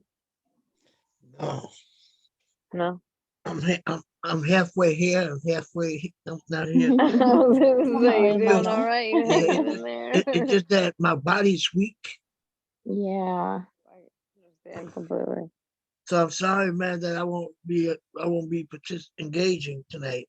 But I'm here. No, you're all good. You're all good. All right. Sister Veronica, you want to go for it? Sure. Y'all can go back in y'all's cell now, the sergeant said, speaking to Royal and I. Man, we ain't going back in there until the fumes clear out, I said. This particular standoff we had with guards had to do with them fixing our toilet. The maintenance people had reattached the toilet to our wall, recaulked the edges of it, and painted around it. The fumes emanating from the cell were so strong that we could faintly smell it from the metal chow hall benches we were sitting on. I had a persistent cough that medical did nothing to meaningfully treat since developing allergic asthma at Michigan City as far back as 2003. I knew if I went back in that cell with those fumes still strong, it would have only given me a coughing fit. Besides, I don't know what fumes like that would do to our respiratory system if we inhaled the fumes for a long period of time. There was no way I was going back in the cell until those fumes cleared out. Royal fully backed my decision and didn't budge either. When the sergeant saw that we weren't going to follow through with his orders, he called backup over his radio. Several guards arrived and stood by the sergeant to give his words an appearance of intimidation if we didn't comply. What they didn't know was that they had the right two individuals who didn't mind meeting their force with ours. Royal was the type of individual who didn't say much, but he was a straight silverback gorilla. He was one of those guys who was naturally strong and showed no fear to anyone. When he and I were in boys' school together, they feared him so much as a teenager that they put him in the lockup unit there not too long after he arrived, and he hadn't even done anything. They just feared what he was capable of. It was his second time in boys' school, so they knew he would mutate into the Incredible Hulk if he was ever pushed to the limit. That's one reason why I was glad to have him in the cell with me. I knew if we ever had any problems out of guards or prisoners alike, there was no one else I wanted on the battlefield with me but him. I knew he could take on 3 to 5 guys himself, depending upon who they were. I figured I could possibly take on 2 if they didn't know how to fight and didn't have much endurance. As long as I could hold those 2 off long enough, I knew he would even help me with one of them eventually. I tried my best to be diplomatic about the situation, though. I didn't want the situation to escalate to a physical confrontation. I had less than 2 years left and didn't want to extend my prison sentence if I didn't have to. But this particular sergeant, who neither of us had seen before, was making it hard for me to resolve the situation peacefully. He was being so stubborn and unreasonable that Royal looked at me and whispered, "All you have to do is give me the word, bro." I knew what that meant. "Look, man," I said, looking him straight in the eyes, "we're not trying to cause any problems, but we are not going back in that cell." After I told him that for the last time, I sat on the bench with a stoic look on my face like Royal. I figured they were going to do what they were going to do no matter what more I said. They saw that Royal didn't have anything to say.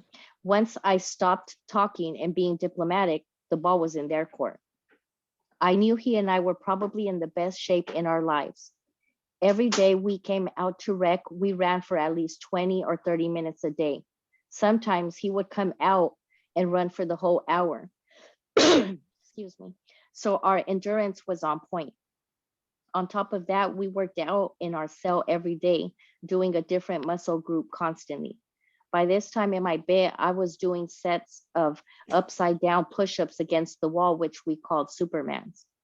If there was a time in my bit that the guards didn't want any drama, it was this particular time. There were 5 of them and 2 of us. Most of them looked out of shape. I started to select the 2 I was going to go after if no resolution would be achieved. The sergeant looked at us and ruminated over his options. I could tell that he felt himself in a dilemma. He had called back up as if he was going to make us go back into our cell by force if need be. By us standing our ground and not showing any fear, I could tell that he knew we were ready to go the distance. Once I stopped talking, that was clear. To my surprise, he relented. "Go to the outside rec pad," he said, trying to sound like he was still in charge. "In a few hours, when the fumes clear out, you'll be going back into your cell." Royal and I headed to the outside rec pad, which was conjoined to our pod. When we got out there and closed the door behind us, we broke out laughing. It felt good making that sergeant back down. I felt relieved because I knew what would have happened if he didn't. I was already thinking about catching my 4th outside case. I could tell that Royal wasn't tripping either way. The fact that he was in prison for a case he didn't do and was having to deal with the bullshit from the guards all the time, I think he wanted to get some of that frustration off his chest. I had more to lose than him, so I didn't want to see it go there. But if it did, I was willing to go all the way. I'm pretty sure we would have fucked those guards up by the time reinforcements came and subdued us. If we weren't getting into confrontations with the guards, we were addressing the bullshit that would occur sometimes amongst other prisoners. We ended up preventing a race riot that almost occurred over some bullshit that I'm proud of. Royal ended up beating one guy up pretty badly behind it and got sent to lockup. I finished it off, making the main culprit check in off of our unit. Another standoff occurred between the GDs and the Aryans, in which I sided with the GDs. If it somewhat stemmed from the first altercation, that Royal and I had squashed.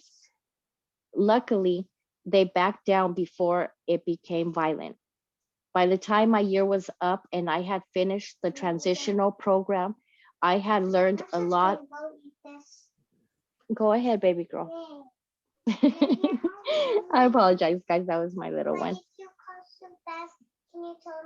Mama, I'm still on the study group, baby girl.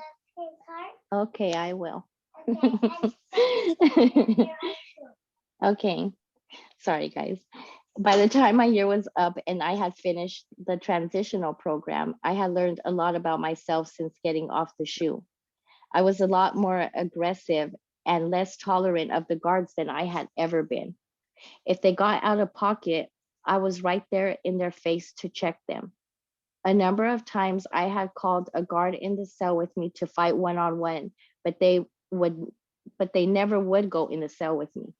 They never wrote me up either. After a while, they just left me alone. I don't think they knew how to deal with me, so they normally left me alone and gave me what I wanted.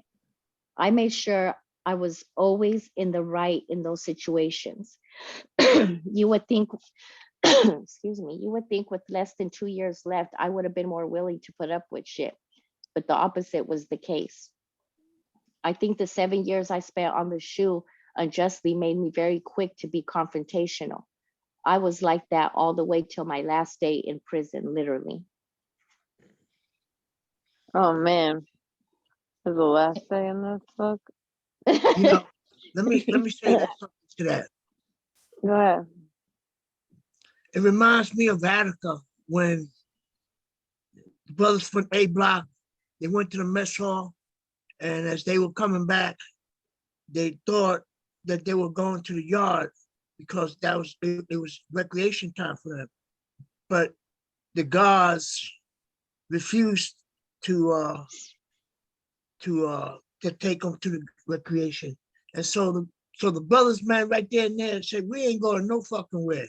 Either you open the yard, the recreation yard, or else we're gonna stay right here. And so they called more guards, and as they called more guards, everything broke loose, man.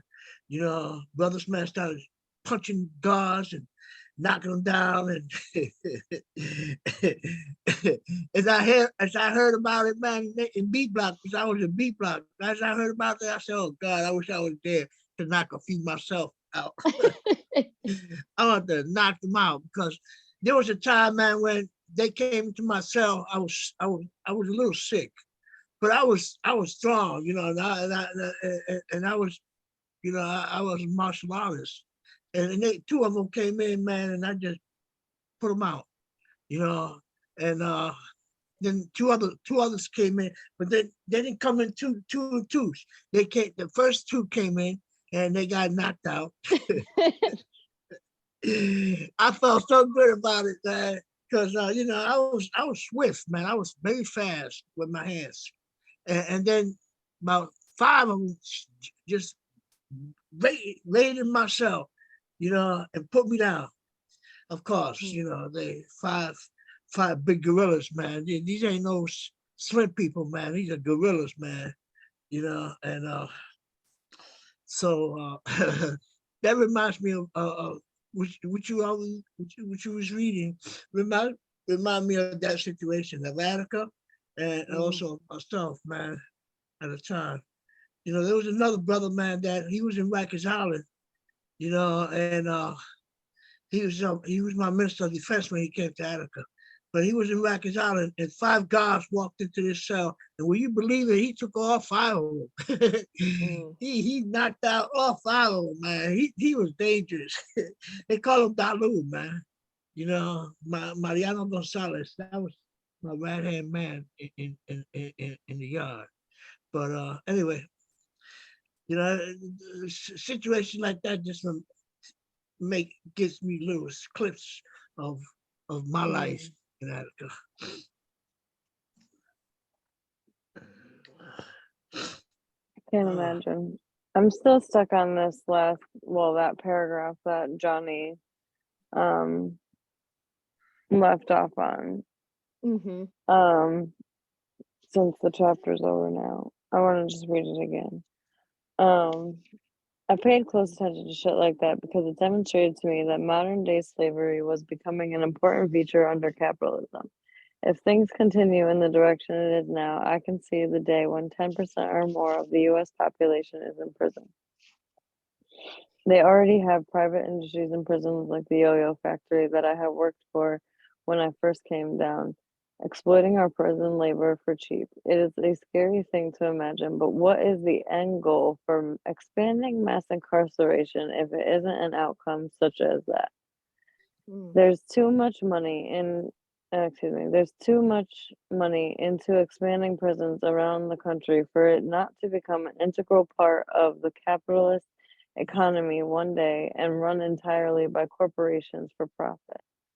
Mhm. I think this is something, where am I? I think this is something that the people need to pay closer attention to. There's a reason why the US only represents 5% of the world's population, but 25% of the world's prison population. In time, the US might be the first country to use prisons not only as counterinsurgency measure against revolution, but also as a secondary labor force for the capitalist international market. If so, what it means to be a part of the have-nots may increasingly look more like chattel slavery than capitalism, getting paid 25 cents an hour, like most prisoners do, for their labor is still capitalism. And know that I've heard Kwame talk about the book, The New Jim Crow. I don't know that I've finished it. I definitely started it on audiobook while I was at work, like I was talking about earlier. But that book really is incredible, and it is, I mean, it's so much more than just mass incarceration, but that's a really, really good point. Like, honestly, what is the point of it? It's obviously not rehabilitation. Yeah, aside from money, what could it possibly be? And it's that's what it is. Exactly. Like, he just breaks it down a lot more eloquently than my brain is capable of doing right now. Yeah, I would just add to that, sister, that there's a documentary on Netflix. It's been out for a while. I think it's called The 13th, I want to say. Oh yeah. Yep. And that one's really good too. Because it's short, and it really gives a lot of information. But I literally have the visual right now running through my head of where it goes through a list, like, just of all these different places that are making a big profit from people being behind them walls. And I know Kwame talked about JPay, and them coming in and changing the way that they would get their mail. Even if anybody has or has had somebody who is incarcerated, you pay for everything. You can't put money on their books without you're gonna pay at least $5 every time. Oh yeah. And then the stuff that they can get is like ridiculous. It's just like, I'm talking about some generic stuff, that darn well that you get at the Dollar Tree is marked up 5 times. Absolutely. It's craziness. And so you have all these people, all these big corporations that are making a killing off of people being behind them walls. So I think when we talk about about that aspect of it, you're absolutely right, Alyssa, that it's not just the exploited labor, which is a huge part of it as well. I know there's people in different states who do work and don't get paid a cent. So yeah, but all the other aspects of it, same thing. And people talk about, oh, they have it made, and to people who say that, I just ask them, and in the right tone, so that you don't make people defensive, but wow, how much time did you do behind the walls? Right. And most of the time they'll be like, never. oh, oh, just gotta make that face like, well, that's a pretty bold statement you're making. How many people you know behind the walls, And most people have a real strong opinion about something they know absolutely nothing about and never experienced in their life. Yes. Yes. Which also kind of stems back to like that whole not reading thing and stuff as well. Like Mhm. and I don't even know that most of the time that it's like an intentional thing. Like we're just there's so many things that are I think Shamako might have been talking about it at one time. But like talking about like you can go turn on your TV and you have 200 options right in front of your face. Like you can choose to watch something educational or whatever, but like Mhm. it's not going to be like I think he was comparing it to like the movement in, the 60s and 70s where like reading was entertainment, you know what I Right. mean? Not Right. necessarily entirely, but it was at a very different level than it is right now. And like some people like to read articles and stuff like that, but then it's always also like where the hell is that article freaking coming from? Like, Yeah. Yeah. so yeah, there's uh 2023 is interesting. Yeah. And I'll share a little bit of my experience growing up. Because I've shared many times that, I was reading a lot from, age 9, 8, 9. I remember like reading, stuff that I look back on now and I'm like, oh wow, like I was actually reading this stuff. But Right. but it was because I grew up in a very strict Christian home, and my dad would not allow us to watch TV. So we Mm. had the TV, but it was very controlled what we could watch, which is a whole nother subject. There was a whole lot of contradictions there as well, because the stuff that he would choose for us to watch wasn't the best thing either. But my point is that it was an escape, and that was, I don't entertainment, yeah, but it stimulated my mind, and I would read different things, and it would, help me to think, and we've been so dumbed down as a society that it's just crazy. But we have a responsibility in our homes with our kids, to teach them. I have my two older ones who are 27 and 25, and they will tell you I would make them write.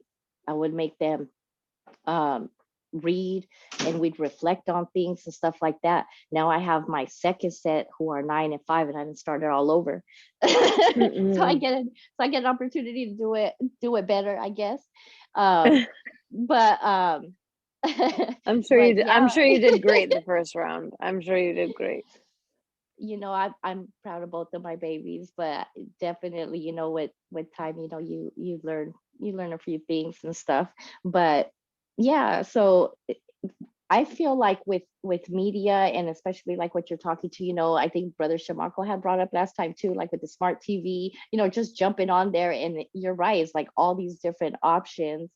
It's almost like a fasting that you got to do of sorts, Hmm. where, like I did a sugar fast.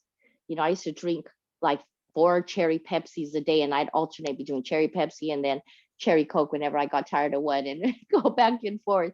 And I remember Right. like when I broke that, I mean, it was excruciatingly painful for me. It is an addiction. Sugar is an addiction. Oh, um, you are not lying. but it's the same thing with media. If you intentionally put yourself in the mindset of, I'm gonna not watch TV. I mean, eventually you don't even miss the crap. um I had I had one of my supervisors just this week recommend something called Atlanta or something, and she was like telling me something about some episode she had seen, and I had no idea what she was talking about. And she was like, you should watch it or whatever. And she said Childish Gambino's in it, whatever. I said, okay, well, I like Childish Gambino. I'll check it out. So I did, and I watched I watched a few minutes of it, and I was just like yawning. I was just like, there was I was like, there was some potential here. We could have went somewhere with this, but it did nothing for my mind, And I try to stick through it, but it's like, once you people who know me now know, like, if we're not having a conversation, where we could, somehow get to the struggle and what we're doing for our people and stuff, like, I don't want to have senseless conversation. I just, small talk. I kind of went on a Absolutely. side note, but No, absolutely. But like, or my thing is that I'm always catching myself, and I'm like, well, that's because of capitalism. That's also because of capitalism. Like every single topic that I end up getting into with anybody anywhere, I'm just like, well, you also know what my answer is going to be to that, right? Like, you can tie in we've got anything. Yeah. it really does. Like most of the things that we're all like sitting here stressed out about, you know what I mean? Like my friends are trying to Mhm. move or whatever, you know what I Yeah. mean? Like all of these Yeah. different things. And it's just like, well, yeah, like we're guinea pigs, dude. Like our generation, my generation is guinea pigs when it comes to this like housing market and all that crap. Like we're falling on our faces and they're watching us do it. Like it Mhm. whatever. At this point, it's just like are you ready to listen to me yet? Yeah, waiting for Like, that moment, when, yeah, when people are hurting enough to where you can point out those contradictions and try to get them to see, like, asking key questions too, where they get to that conclusion on their own, to say, yeah, it's about the money. And then you say, yeah, because we live in a capitalistic society. That's the exact yeah, opposite of socialism. Socialism, we wouldn't be worried about that, like how Brother Kwame was saying earlier. But it's absolutely. exhausting. It's exhausting. It really is. And that was the other thing I was gonna say while you were talking too. On the other end of, I don't really know if it's the other end of things, but the other thing that I think that people need to do that are paying attention to like what's going on in the world is like there's a lot of media to intake as well. And sometimes we need to like not do so much doom scrolling and understand that like we can take a break and we can enjoy, whether you enjoy a book or a movie, it's fine. Mhm, But mhm. taking time for yourself to read that book or and enjoy some calm and some peace, because Lord, if Yes. you get on, so you get on that phone and it's like oh, just everything happening at once all the time. Mhm. um but if you're ready, I there was one other thing that I noticed in here that was going to bring up. All right. So the one other thing that he was talking about in this is how, like, the guards would always do this random shit and then, like, claim that it Mm. was for the safety and security of the facility. And whether it be in, like, everyday life or, like, all the protests that have been going on since, that we've seen since, like, 2020 and stuff like that with these, like, Mm. random curfews and all of these random things that they do, they always say that it's for the safety and security of, the Right. community, or even like that, whatever that kid's name is, Kyle Rittenhouse, like he drove across state lines to secure the freaking whatever building and then shot people, right? Right. Like if you weren't there, those people would have been 10 times safer. Mhm. Right. Like it always ends up going back to like what the fuck, what, like he was saying, what the fuck was the point of that? And then what he said at the end really kind of fucked me up, to be honest. Pardon my language, is bad today. Um You're good, sis. uh that he was saying something, where was it? Um about here it is. Um you would get the eerie feeling that some of the things they would do wasn't just to harass us, but to conduct social experiments in a controlled environment just to see how it Mhm. affected our behavior, sleep patterns, and mental condition. And like when you read that right up, you're kind of like, all right, But then it's like, no, dude, like they do that shit. Right. Like it's how many people actually even know that they do that shit. Mm-hmm. Everybody's convinced that in our society, people are convinced that everything is for our benefit. It's for our safety and security. And it's just that's a contradiction right there. Yeah. That's a damn lie. Yeah. Since we just stopped at a gas station, I want to jump in because you making a good point. A lot of the stuff that goes on in prison, I see it being implemented out here. So when I was talking about like social experiments, I felt like some of this stuff wasn't just to harass us. It was like they collecting data for something else later on. You know what I mean? And I see some of this stuff being enacted out here now. I'm out. You know what I mean? Like now Florida is taking out books out of schools and stuff. Like that started when I was in prison. You know what I mean? Right. Let's see how we can get away with this and come up with a justification to pretty much end our education and stuff. You know what I mean? Right. Yeah, Texas For sure. too. Yeah. Can y'all Yeah. still hear me? Yes, we can hear you. But some of these, like she said, with the safety and security stuff, and they do it all the time out here. You know what I mean? Like she said, with the protests and even national security. Oh, we doing this for national security. But then we realize like all of our rights are being taken with the Patriot Act and all kind of stuff started coming out about surveillance of people that's not even connected to nothing with no foreign terrorism and stuff, but it's going after Black liberation movements and brown liberation movements, and you know what I mean? All these is for other different things. You know what I mean? So some of this stuff that goes on in prison, I think this is really calculated. And they do studies on us to see how to control the population out here. No doubt. I mean, sadly, it makes sense. It does. And everything's a conspiracy until it's not. You know? Right. Yeah.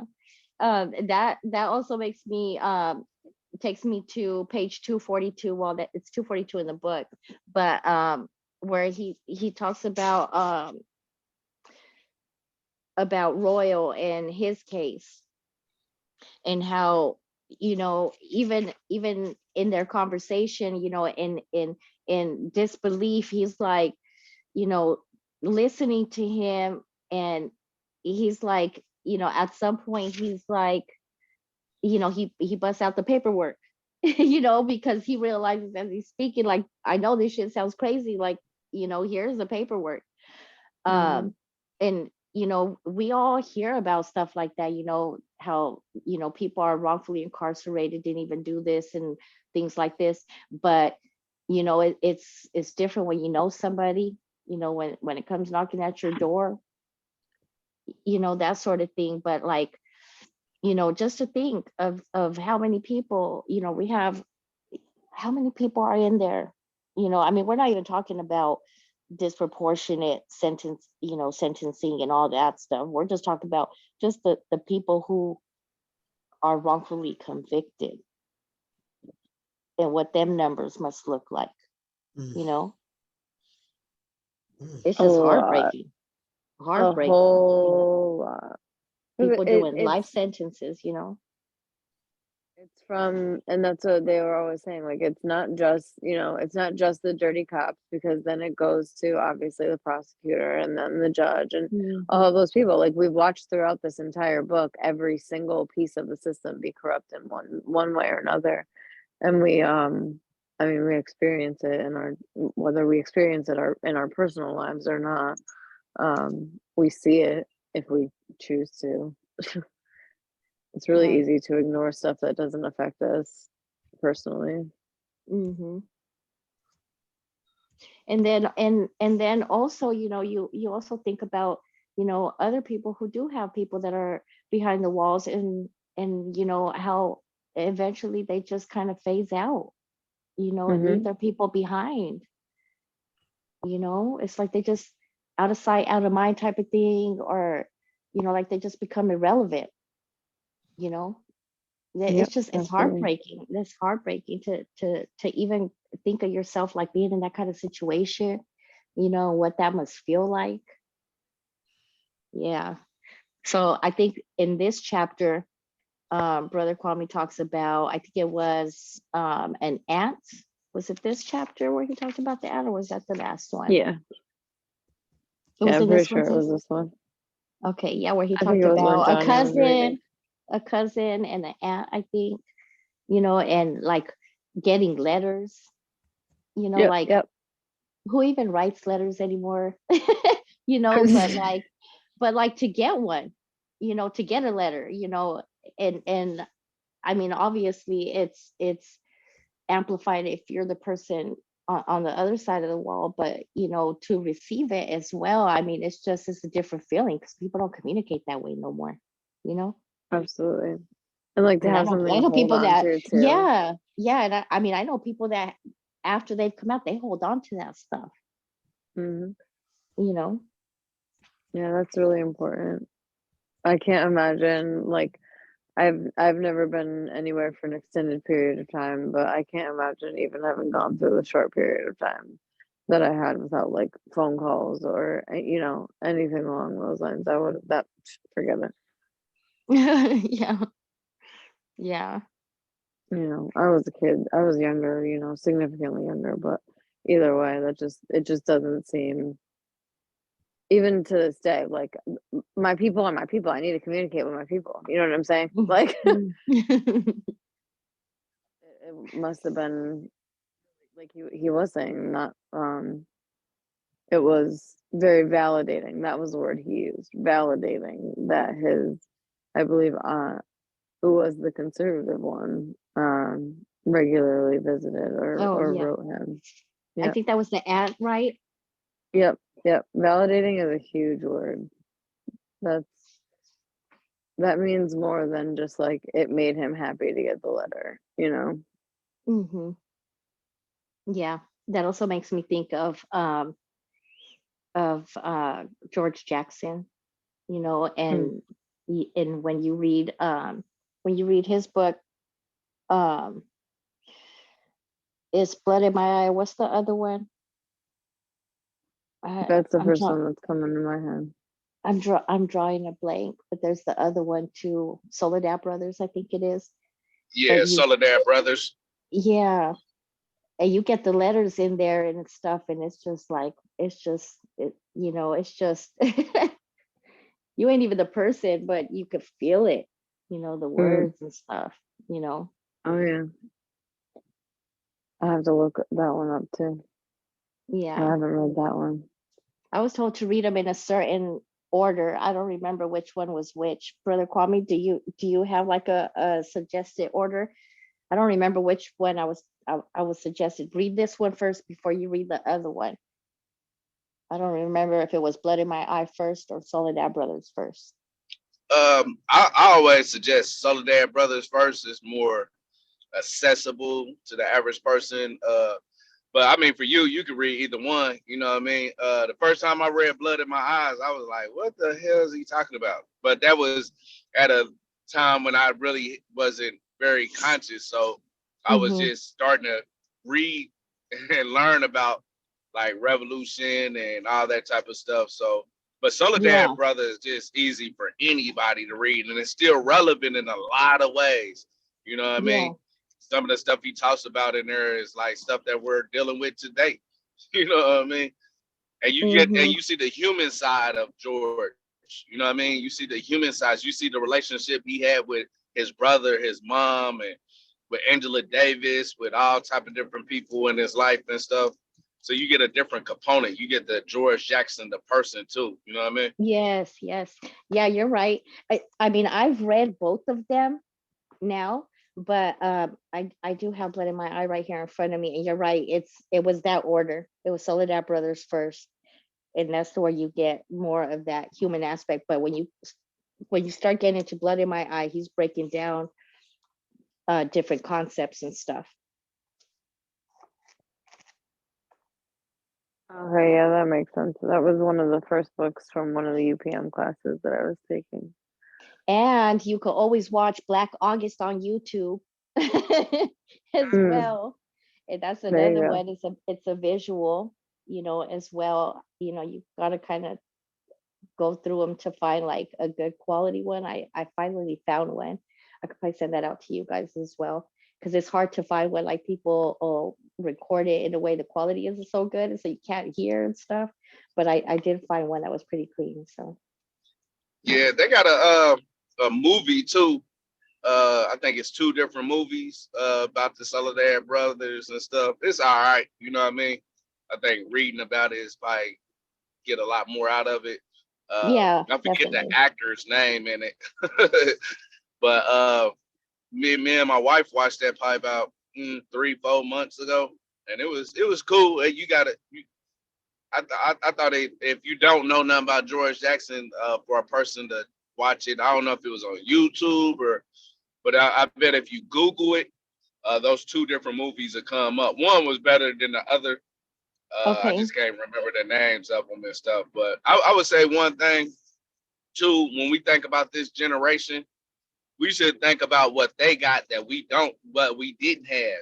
Like they Mm, got YouTube, they got different documentaries like hmm. that they can watch. They might not read, you know what I mean? Right, That's right. why this type of stuff right here is important to get people to get interested even in reading, because nothing can supplement reading. Nothing, Ever, nothing, ever. absolutely nothing can ever supplement that.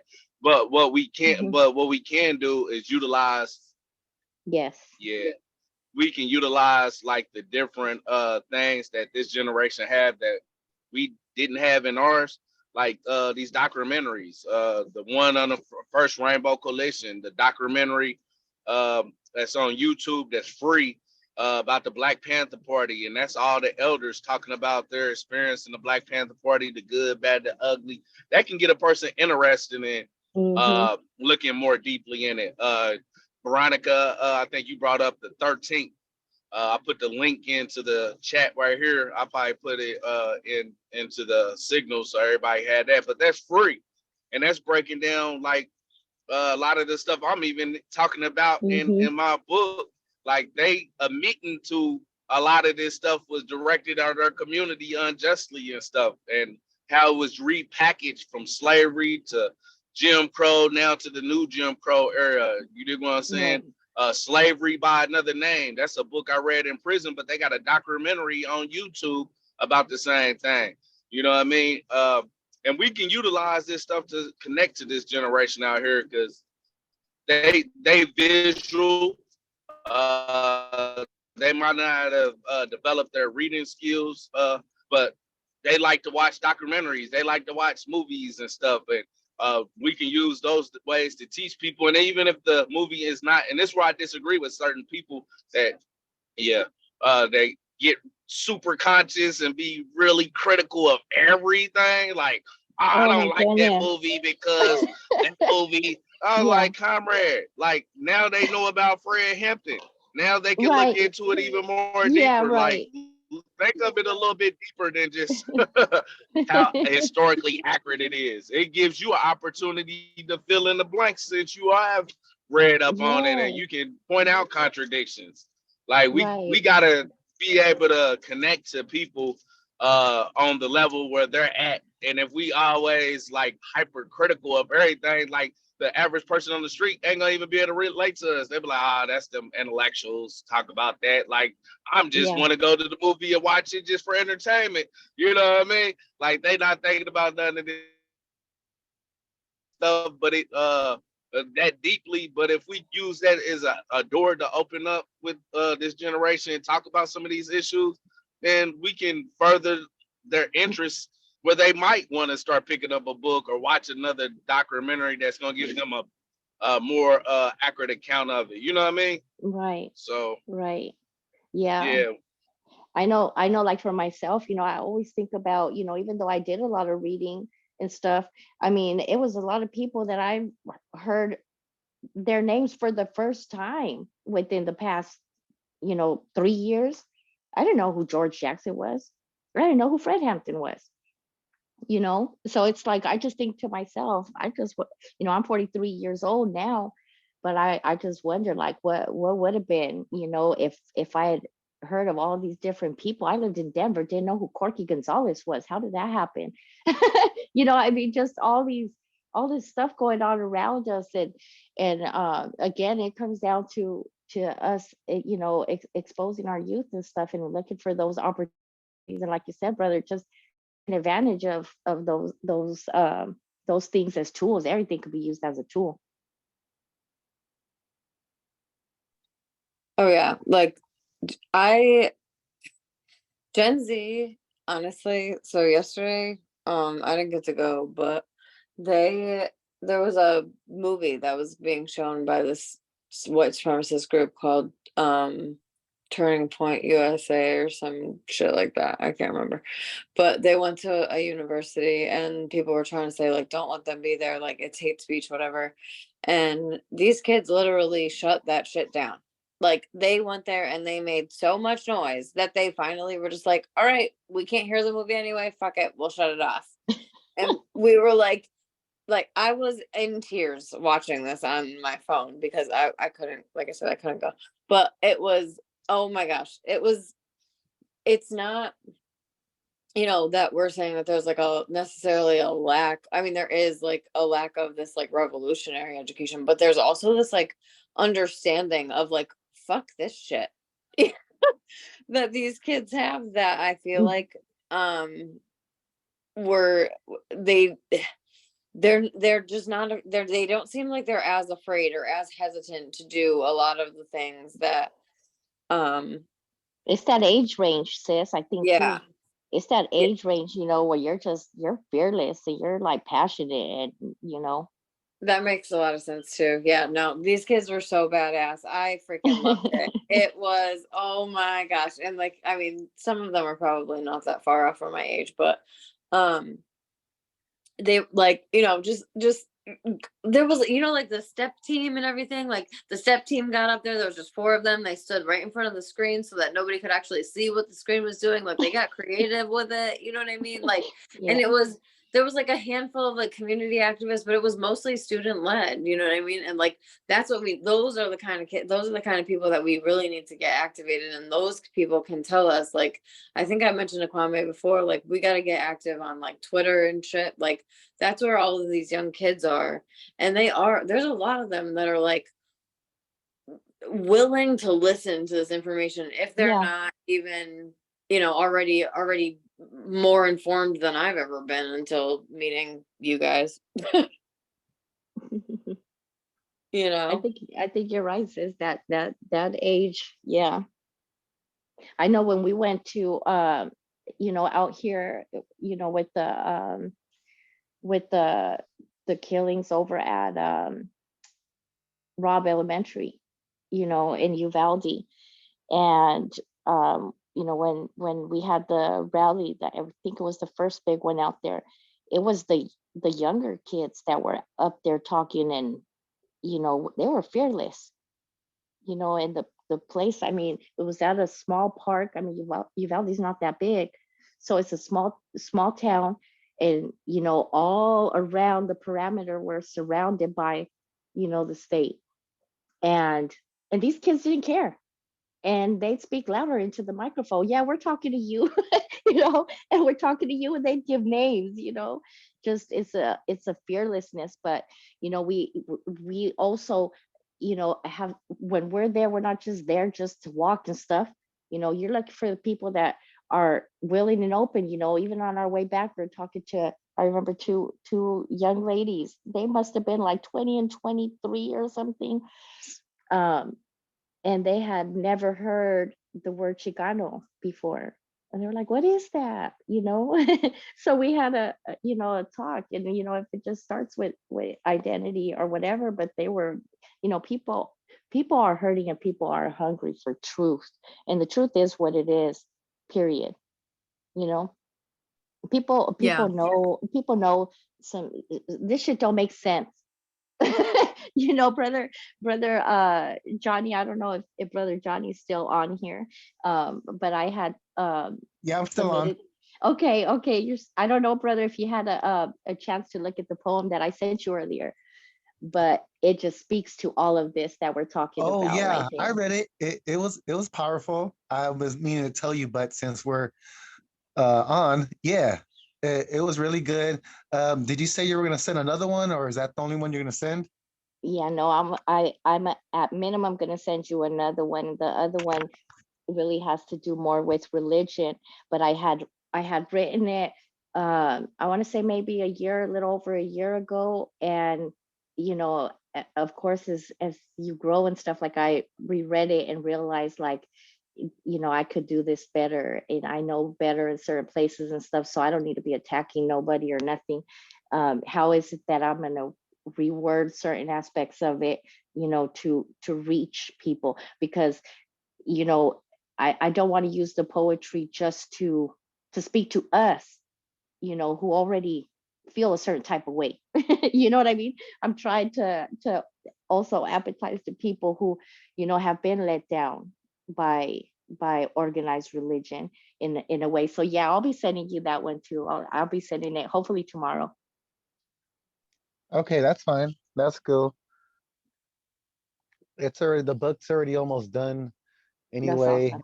I just gonna get a couple of more submissions, couple of more poems and origin stories, and I give it Yeah. a month, and it's already gonna be done. And my other poetry books is gonna be coming out very soon. I'm already like done with that as well. So all these books coming out of nowhere. But You on a yeah, but roll. yeah, I'm on a roll. I've been very busy going back and forth to each book, going to my own poetry book and going to Yeah. the people's book, because it's not just mine, it's everybody else's who were involved. And yeah, it's really great getting everybody's work and putting it all into one thing, because it's like you never know. I mean, it's really hard to get everyone's work all together. Something like this, anthologies take a lot of time, so I was lucky to do it, a second volume. Who knows if I can ever do a third one, but because this takes like about like a year to get into Wow. work. But even though there's a lot of revolutionaries out there, some of them don't feel like they want to write their story down. They just rather Mm, like just tell it. There not a lot of people are like, well, I'm not really a writer, so I'm just like a good speaker. But I don't feel like I should write anything down. I'm like, okay, well, I guess that's that. So I had to leave it alone, even yeah. though I could imagine how it would appear on paper, on print. It can Yeah. reach like a whole different all kinds of people, but it's just sooner or later they end up figuring it out, or they don't. But it's okay. I Yeah. can't win everybody, only certain people. So like I was just grateful for the people who were involved, and you just like you take it from there. Yeah. Whoever needs to be there will be there, Yeah, and I didn't take it personal. I was just like, Yeah. okay, cool. But the people who are involved, it's like we're all connected now, because Yes. we're all shared, the same, ideas, and minds, and and outcomes for our community, and our loved ones and the people around us, you know, not just our well-beings. We want everyone to want to pass down this knowledge that we have to everybody else. It's not really good to hold on to it. It's always the best thing to pass it along, so everyone can feel what you felt, and they can grow as Yeah. a person. Because a lot of people are stuck. They don't know what to do. They have like the mind, but they're like, okay, now what? Now what can I do? But if you give them certain tools, it's like the what you have, people could think clearly, you know, from what you read and the things you've written. You're passing down, the knowledge to them instead of just holding on to it. And I guess I was like that at first, but not anymore. I guess, yeah, I mean, like, I guess probably like 3 years ago, I'm like, I got all this knowledge now. Let me write it down. And now Yeah. then poems started flowing out. Then I'm like, okay, cool. I guess I got enough to write a book. Then the first book came out, just like that one. Was it 2018, I believe? And look at us now. We're already like a next anthology book is coming out, another poetry book's coming out. So it's like I had to go to all these places and talk to all these people to write this stuff, because man, you have to get out there You know, Yeah. you can't be stuck in one place expecting all the words to come to you. I mean, you gotta talk to the people. You gotta find out what's going on. It was the only way for me. I never really knew how other people work and how they got their information, but that's how it worked for me. I mean, you can only see several things on what Facebook or YouTube, you know, but when you're out there face to face on what's going on, it's a different outcome, and it's more of a truth that begins to flow. Absolutely. Yeah, that makes me think of Brother Kwame when he talked about the communal library. You remember that Yeah, piece about the communal library? And so for us, you know, this is you know another aspect of um, you know, sharing that communal wisdom and knowledge that we have, because we, you know, we don't just uh hoard information and knowledge. We want to share it, and we want to, you know, spread it with, you know, spread it amongst the people and stuff, and have these dialogues and all that good stuff. And the poetry is a beautiful way to do it, you know. yeah, it There's more is. than one way. Yeah, because just because a lot of things are like, you know, crashing or certain stuff are destroying itself, we can always rebuild it with what we know and our wisdom, you know. So I've always thought of, you see a lot of parts of the world in your neighborhood are, you know, deteriorating. I'm like, well, what can I do? You know, but in my mind, I was always like, I can always rewrite all this stuff, you know, and make it better, you know, and like in my mind and my soul, because it feels like certain things are falling apart. I feel like, well, if I wrote about it, it will be better. You know, everyone will see what Mm, I see. And that's how it starts, you know. People start looking at the problem and trying to find the solution for it. right, So, so right. that's how I see things that are happening. Instead of just walking by, I like to, like, you know, stand there and think about, okay, I see all this happening with this and that. What can I do? And I just start writing about it. Man, that's, you know, instead of, you know, of course you can take action as well. But I'm like, why come I can't do both? Why come I Right, can't, you right. know, why come I can't make a stand and write, you know? Because, Absolutely. yeah, because you can do more than one thing. You know, Right. we can stand up for our rights, but people, it's really good to document what's happening, because a lot of people don't really do that as much, you know? So I'm like, you know, we can do that. I'm like, I have a mind, and it definitely expands enough where I see what's going on and I can write it as much as, you know, visualize it in my head, because everything I wrote was true, because that's all Yeah. we faced. Like, I wanted to be there, you know, and I heard all these stories from people and they didn't want to write about it. I'm like, you know what? I guess I'll write about it. You Right. know, I'm like, since you don't want to, I'm like, I'll write about what all the wisdom you just passed down to me, you know, Yeah. instead of it just, you know, being there collecting dust. I was like, Yeah. no, I mean, like, there's things that people need to know about, you know, and this is the only way I can do it, by writing. And I always encourage other people to do it too, and they're starting, you know. It's like, I Yeah. didn't even know that I was mentoring people. Mhm. I assumed that I was just talking to them and giving them a direction, but little as you know, you're starting to mentor people by all the things you know and all the things you learned, you know, from other people that taught you. You're passing it down to your children or to your best friends and your comrades. Then sooner or later, you know, you're around a circle by with people that are knowing everything as you know, and it's a good thing, you know. It is, brother. It is. Yes, thank you. Thank you for your service. Oh, you're very welcome, and I'm just glad that you're part of this as well. Gracias, hermano. Gracias. Hmm. All right. Well, it's kind of already 9:30. I don't know how we got there. Got here. We love to push on that 3 hour mark. Yeah. Yeah, we do. Um, but I don't know. I think I might be able to check in on Sunday. Oh, that'd be I've great. been recently been able to do Fridays and Sundays. I really enjoy both of them. But I And think so we should probably. for next week, we're doing chapter 22 and the um what is it called? The epilogue? I think so, Is that right? correct? Yeah.